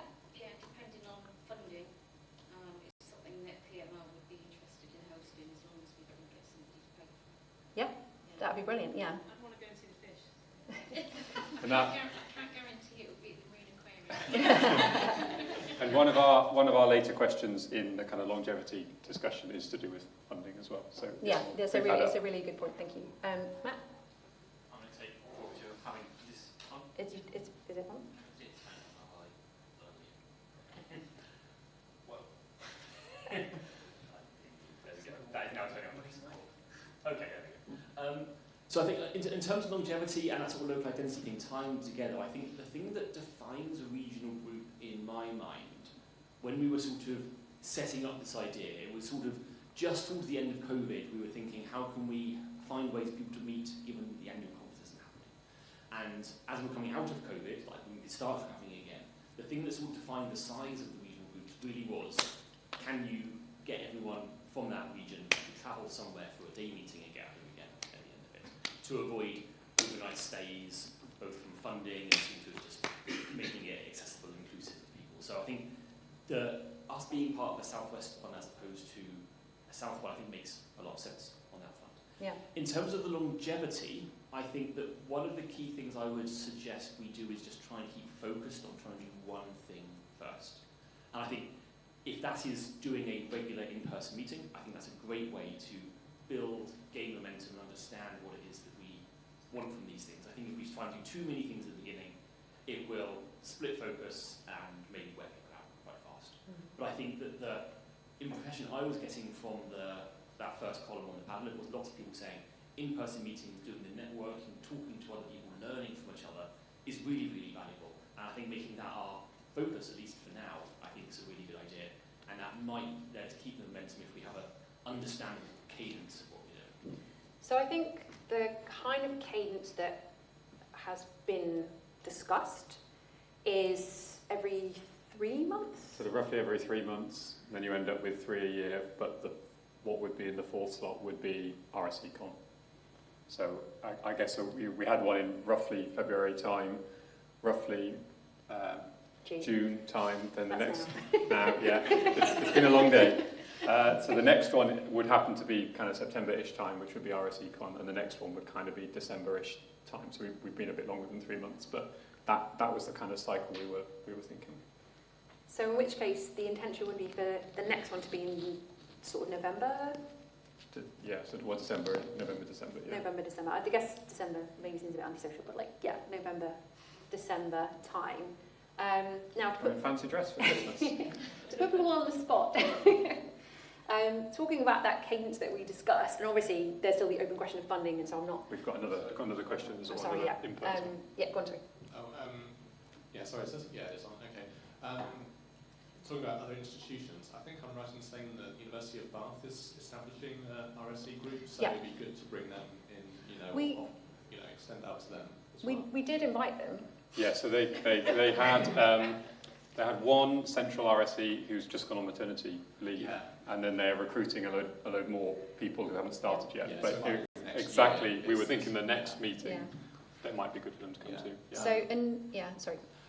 Just the other thing to say was, I guess it's been implicit in the last 2 meetings, but it seems like having local organisers for each location is probably a good way to help longevity, because you're kind of passing on the baton and it doesn't fall on just 3 or 4 people from one institution to organise it each time.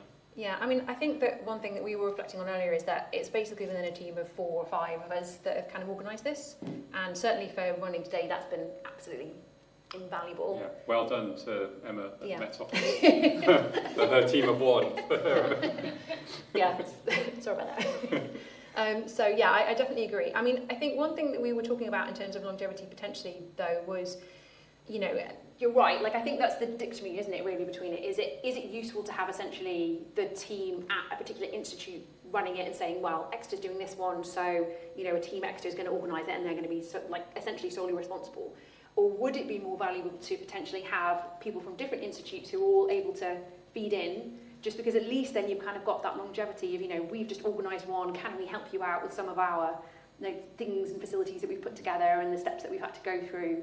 And I don't necessarily have an answer to that, but I don't know if anyone wanted to kind of speak to that. Emma, did you have a feeling? Yeah, as the expert. As well. Oh yeah, sorry, yeah. So it will go. Yeah, so I just wanted to mention that we did share a feedback form after the last meeting at the Met Office, and I did hand that over to you, and this meeting has been better, I would say, than the one at the Met Office. Because of your information. Because we've learned from previous, right? So let's keep doing that, right? Well, for sure, because definitely one of the things in our early discussions was we need to make sure we have networking, and as you said, that's based on feedback from the Met Office meeting for sure. You definitely fed that back from. Yeah, I remember the networking was so valuable, and we were like, how can we do more of that? So we have less of a cool tour to do at Bristol, unfortunately. Next time. Yeah. Yeah. Slightly similar question to what was asked a minute ago, but you mentioned earlier about different institutes possibly having similar interests that we shared, to like climate science. I don't know whether, was the UK Hydrographic Office, were they invited as well? Because they're based in Taunton. That's a really good question. I did try last Yeah, we can. Yeah, I think that's really useful feedback. Thank you. Yeah, like I think what we did try and do was kind of keep it as broad as possible. Essentially, essentially sort of saying anyone who self-identifies as an RSE is very welcome, or even if they don't. Yeah. So I just add, so I don't think we reached out to them. We didn't. To send anything, because I did reach out to quite a few institutions that aren't here today, but we should definitely remember that for next time. But sorry, just before you speak, Matt, if that's okay, just to kind of carry on with this kind of longevity, because I just want to make sure we have time to go through the other questions as well. So in terms of that longevity, we also have the question of funding, and so one of the things was that the JGI very kindly funded part of the meeting today. The primary cost is catering. That was, I don't know if that was your find from the Met Office as well. We costed that about £800 in the end for the sort of numbers that we have for these sorts of meetings. So those are the kind of numbers that we're talking about. And obviously, it helps if at your facility you've got a lecture theatre that you can just hire and you're not having to pay someone for example.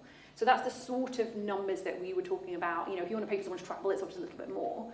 But we did also go to the national... the RSE National Society, and we did also talk to them about funding. And I don't know how often they'd be able to offer this, and maybe you can speak to this, Fliss, but like I think it was like £1,000 was offered in terms of if you're organising a regional meeting. But obviously, if we were doing that 3 times a year, is that going to be too much? I don't know. Yes. Yeah, fair enough. Yeah, that's fine. So that's the sort of numbers that we're talking about. So if there's sort of buy-in from the institute, you can say, you know, if you've got about £800 and that's roughly how much it's costing to run these meetings, obviously the alternative would be that you would start asking people for money. So those would be the kind of 2 models. I suspect at the moment we can still find that little pot of money for a few meetings, but it might be something we want to think about if we wanted to kind of continue this. Okay, right, Matt, sorry. 2 things then. One very quickly, like we should consider, I think we have considered like sort of the Cardiff, Swansea, South Wales sort and we contacted them as well, yeah. Part of the southwest of the UK. I think it makes sense. We've got links with MTGW4, etc. We should consider them in scope. I think we're having discussions. On the funding thing, I'm not going to sort of use my ex-president's prerogative or anything, but when I was involved in discussions about a year ago in society, there was thoughts about, very early thoughts, about ways to have more consistent funding for groups in the UK, maybe through the regional RSE group SIG, or having the ability to have ongoing funding for things as a thing that can be budgeted on a known basis. I'm wondering if any further thoughts have happened along that route that might be able to provide a few thousand a year per regional group or anything, or whether that just starts adding up too quickly. We haven't got any further. I feel this is then a conversation that we can continue. Yeah, maybe take it. So I'm happy to pick that up. Yeah. Okay. Thank you. Okay, so sorry, do you see your hand, James? We'll just come to you in a second if that's all right. So, yeah, I think that the thing I was going to say that in terms of putting people on the spot, if we're saying Met Office Bristol is Exeter, and obviously take this question back, happy to host for the next meeting? I can ask the question. Ask the questions. Okay, great. Good. Okay, James. So the main cost of these meetings is catering. So the obvious question is, how essential is catering to a meeting of this kind? And maybe worth having a straw poll to the people in the room. If there was reduced catering or no catering at a day meeting like this, would you still come, or would you feel that was not suitable for a day meeting? I mean, it would be possible to run a day meeting without any catering, I think. I would prefer there to be catering, but if there wasn't funding, I think I would still come to it. Okay. Do you want me to do a straw poll? So, what's the question we want to ask? So is catering is catering an absolute essential? Yeah, is catering essential to a meeting like this? Yeah. Okay. Yeah. So hands up for who thinks catering is like they wouldn't come if there wasn't catering. 2. Okay. So 2.5. I mean. You need caffeine first. So there's a. Yeah. There's no lunch, and then there's So who thinks having tea and having tea and coffee is essential? Tea and coffee, but no lunch. So tea and coffee is essential. Is lunch essential? I was the other way. I was lunch with a caffeine. Pardon? But the point is, you can send people out. Yeah, you have a break. So question here, and then we'll come to Polly. That's true. Yeah, yeah. Yeah, that's true. Good point. Could you just tell people to bring a sandwich? Yeah. You know, 'cause then you can all Everyone next time, bring your own packed lunch. So I'll go to Polly, who's got, I see, the mic. I think it wouldn't be essential, but as one of the main goals is to actually facilitate the networking, it just makes that a little bit smoother, especially if somebody's travelling, isn't it? That you've got that sort of shared experience of lunch together. Yeah. Yeah, equally, if that would mean that the event couldn't go on because of that budget, then I'm very happy. Yeah, that's fair, yeah. Okay, and then we'll probably just come back over towards the centre for Met Office thoughts. So one of the other ideas I had while I was trying to get funding for the event last time was there's like a Domino's around the corner. So I was like, can people just bring a £5 and just order a stack of pizzas? Yeah. That was like another idea I had. So yeah. So there could be a level of informality maybe around these things. Is it okay? Sorry, if we just is it okay? Last one here. Yeah. And then we'll move on. We're talking about funding. What we will have to pay £5 or £10 to attend. Yeah. I mean, there's the alternative. Yeah. So we should do that as a question now, I think. Sure, so would people be willing, if it meant you could get food and lunch provided, would people be willing to pay a small contribution that you could maybe get from your host institution? Yeah. So it's sort of that's the alternative. 2/3. It's kind of the same number as the tea and coffee people. Yeah. Okay. Yeah. Some shaking of heads though. Okay. So I'm just going to whip through this one because I think this is something that's worth, rather than having a wide open discussion now, it's really, I would definitely recommend people have a little go at looking at the Padlet because there's lots of really interesting inputs on how people feel their group is run and what they think is good. And I think that as we kind of reflected earlier in the talks that we had, the mixture of the different models can work well. So you've got central teams, embedded teams, for example. One thing that I kind of think came through, which is quite interesting, was that I think that embedded teams maybe feel like they can be a little bit more isolated. And so there's actually a benefit to if you are in an embedded team, you're with other people. So it's not that you're just one embedded RSE that's in a group, but you're an embedded RSE that has a community still associated with you. So obviously community is really important as a part of RSE. So in terms of like growing pains around, when groups are kind of expanding potentially, and yeah, so there's the kind of, as we sort of said, that isolation and making sure that you're not kind of duplicating effort. So making sure that you're not just kind of sent out to pasture on an individual project and not kind of getting the benefit of being a part of that community. Making sure there's kind of consistency between the way people are working on things. There was all sort of questions we talked earlier about like different types of funding models, and I think some people felt like when there's this 100% allocation and there's no room in your allocation for being able to professionally develop, that's actually something that doesn't work that well because as an RSE it's really important to be able to continue to professionally develop, so making sure that can be folded into funding models I think sounds really important. And I would just add, Fly following me around, I would just add that in other roles at research institutions like universities, so say if you are doing a postdoc, there would be an expectation that even though you're 100% on a project, that you're doing personal development within that time. In fact, that's what your job is to do. So why, it's interesting to reflect, why is that not in the RSE job description to also do that? Which it might well be at other institutes, obviously. Or maybe we should insert it if it's not. Yeah. And another thing which I think actually came up kind of chatting to people over lunch as well is that idea of one of the downsides of maybe the central model is that context switching. And so there's the idea of how long do you stay on a project, the sorts of varieties of things that you're dealing with on the projects and so forth as well. And kind of giving you the ramp up time, and almost that necessary time for professional development is also necessary time to kind of bed into a project when you're not embedded. That was something else that people kind of mentioned. And also thinking about the right sort of tech stack to support the work is obviously something that's really important. And there was a slightly different view on whether we didn't quite know from the people that made the tech stack comments, was that like institutional sort of tech that's provided, or is that like a within your group tech that is provided? I don't know if anyone wants to, there's only like 2 people that said that. So this was more about making sure that the tech stack was available for you as RSEs to be able to do the sort of work that you want to do.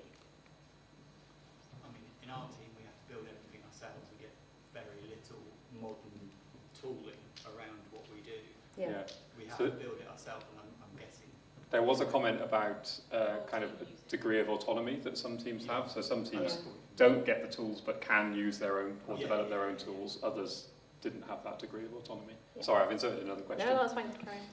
Oh, I was going to comment and say I think it's highly variable, and it also depends what you're trying to do. So sometimes it makes sense to.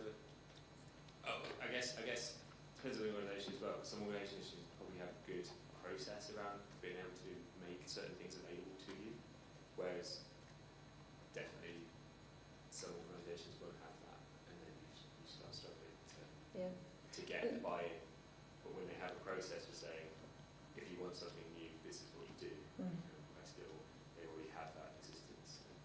Yeah, and I think this links quite strongly to Polly's discussion session as well earlier, thinking about what should be at an institutional level. And I think from talking to Met Office guys earlier, it did sound like that is something that is potentially more available at Met Office and other institutes. Maybe it is as well at Bristol, maybe a bit less at the moment. So again, kind of variable across the board, I think. Okay, and so then the final question, which I think is an interesting one, is kind of about best practices. So we sort of do have an open question, and I don't want to keep us kind of going too long on this, but we were basically talking about the idea of a handbook, of an RSE specific handbook. And I think lots of people had really good ideas around kind of thinking about things like how do you kind of put together kind of the RSE style information, so things like how do you do good version control, how do you review code, how do you, the kind of like the technology aspects of things. And we were kind of reflecting this bit when we were talking about this, about the fact that there's a lot of information that's already available around how do you do these sorts of very technical things. And so some examples were things like the Turing Way or DuckBook, for example. And so we were thinking, and so obviously there's really good suggestions around, the things that people have found the most useful when they're working in the RSE role. What is it really useful to have like a handbook that kind of describes? We were wondering a little bit about how do we make something like that RSE specific? And when I'm saying RSE here, I'm thinking about, again, that difference between a software engineer, so the software engineering topics that you might be taught on a course or something that you can kind of learn from going online, and the research software engineering. So, for example, if you're working in a group and maybe you've got researchers who are, relatively tech savvy, but you need to do things like code review with them, how do you as an RSE approach helping those people to do code review? And I think that, that one of the things that we thought would be really nice to hear, and we've kind of got limited time, but I'm going to ask it anyway, is do people have any ideas of how you could take this sort of general information that's quite useful, that is definitely really valuable and really good to hear about, the sorts of things people think we should have, and how could we turn that into something that is really good for, so as in, would it be good to have ideas around this, or are there any case studies that people think could be quite useful to try and kind of capture as a part of this idea? I've got one thought about how you sort of start the process of writing these things down. So I've been to a bunch of Software Sustainability Institute events. And they often do a thing at their events where they do like speed blogging. Basically, you go into like little groups and you have a little discussion about something. But the key thing is that you don't just have a discussion, because a lot of these discussions have been had 1,000 times. You write something down and publish it. It doesn't have to be well formed, well presented, but you concretize those thoughts and you put it up on a website, on a blog, on something. And once you've got a bunch of those, that starts giving you a bit of a corpus. You can start building a handbook. Starting from let's write a handbook from scratch can be quite hard because you haven't done the thought process of what's going to go into it. Writing is sometimes a good way of doing that process. Yeah, and I agreed. And I guess in a way, this is very much a kind of ephemeral handbook. We're not sort of recommending at this moment that we're about to start writing one, but more just the idea that if I don't know if this is true, my feeling is that it would be really valuable to have, all of our wealth of experience in some way collated, and then so that when someone starts as a new RSE, they've got something which is kind of reference material. And I think one of the points that people were kind of making as a part of this is you would want to make sure that it wasn't prescriptive. It would absolutely need to be something that was quite flexible. And I think that's absolutely true, because there is no one size fits all with this sort of thing. But I think it's really valuable to start thinking about are we the right size community to start thinking about doing this sort of thing, where we could have, for example, for example, in one of the future meetings, could we have a session where we essentially do what you just suggested? Would that be something that would be quite valuable?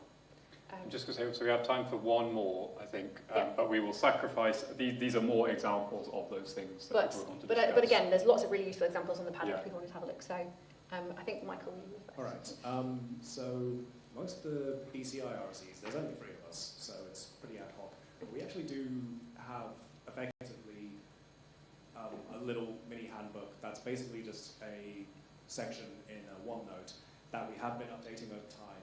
The original idea was to transfer over some onboarding stuff as we had our third RSE join, and then also just logging processes that we did quite infrequently and so would need kind of logs to refer back to. So a lot of the notes are quite ad hoc, but I feel like we've kind of accidentally ended up evolving into making a handbook in this way.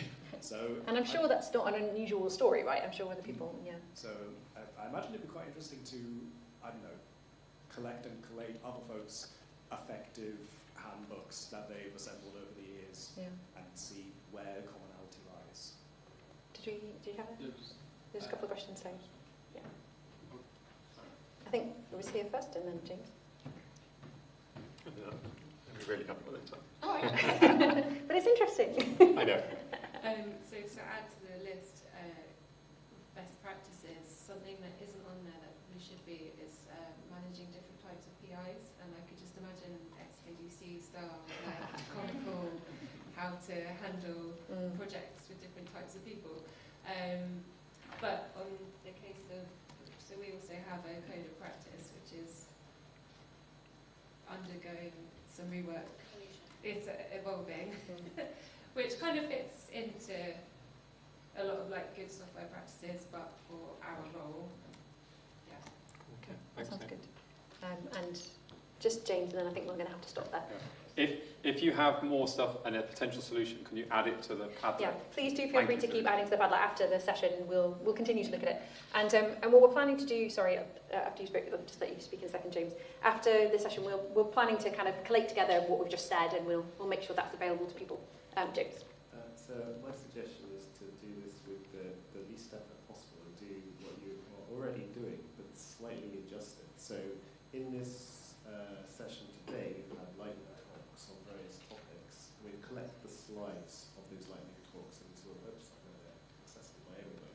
You can imagine making a sort of a thing for future quarterly meetings. There's some talk, you encourage them to submit talks on best practices. You collect the information from those and then make them available, because best practices are something that are sort of subjective and to change over time. So having a collection of people's views and the current state, best practices over time, collected in that way might be quite useful. Yeah, and that's a really good example of case studies as well, like a natural example. Okay, great. Thank you so much, everyone, for the discussion. I think that was really valuable from my perspective, and as we'll try and write things up. And do you want to take on? Yeah. Right, I'm going to go.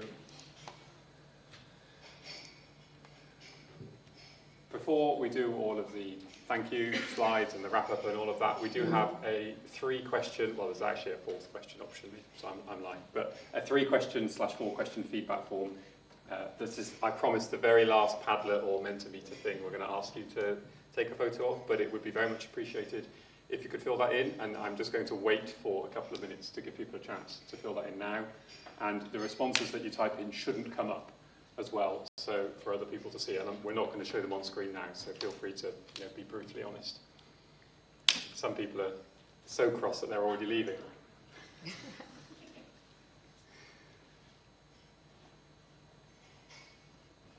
Will that be sent round afterwards and or linked in the agenda? It is linked in the agenda as well, yeah.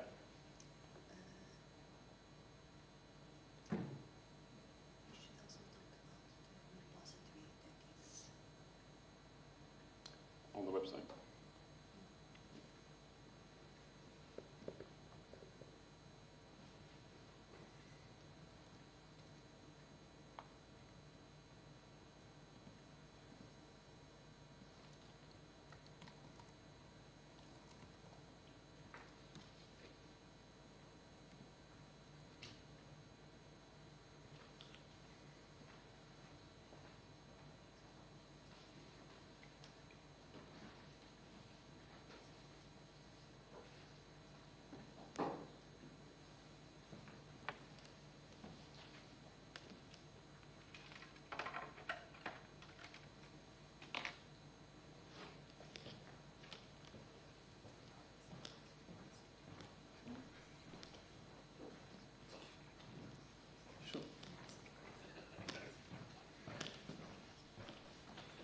Right, another 30 seconds or so.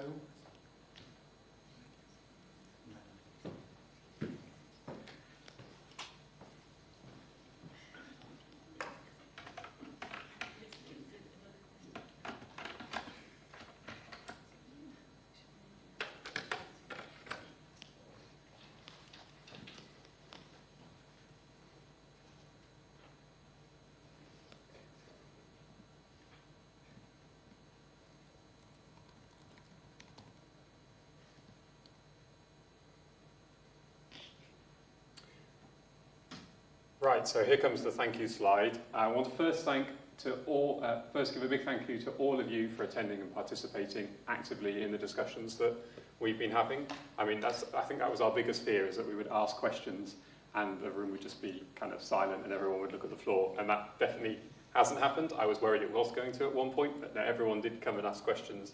The networking certainly seemed that people were taking advantage of it. It was very loud, there was lots of talking, so thanks again for that. Thank you to everyone that has been brave enough to put together a talk or a lightning talk or a discussion session today. That's always a scary thing to do, and just to say that the whole of the team here are very appreciative of those people that did that. Thanks very much. I'm not going to thank myself, but thanks very much to Rachel, Rita and Leo for being on the organising team, and Madeline, who stepped in at the last minute to help with the food and drink outside as well, so thanks very much to Madeline. Thank you, James. Thanks, Matt.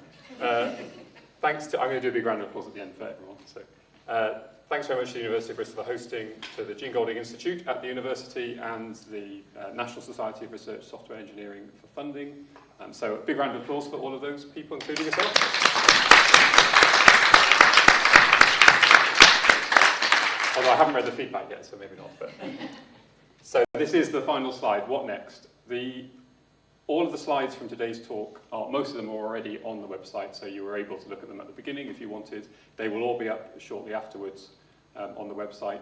And then what we will do is we will add the previous agenda for the Met Office, so you can see who was speaking there, and any slides that can be shared we'll add as well, so that you'll be able to, there's now an archive of 2. There was a little bit of a comment. One of the suggestions in the Padlet was maybe we should, people who are going to RSE Con in September, people from the South West might want to meet up, which I thought was a nice idea. So we might see some of you there, and it's just a little bit of a reminder of that's when the in-person online ticket sales close, unless they sell out in advance of that. And then the final thing for me to add is perhaps see what the next RSE South West event may be. November, December, January in ? Maybe Exeter, ? We'll find out. But yeah, thanks very much again. I hope you all have a safe journey home. Some of us are going to be going from here in the vague direction of the station, but stopping off at a pub as well. And if you're interested in doing that, and it works with your train times, it'd be nice to see you there. Just sort of hang around for a bit. We'll let you know where we're going. You can kind of follow us. So brilliant. Thanks very much, everyone.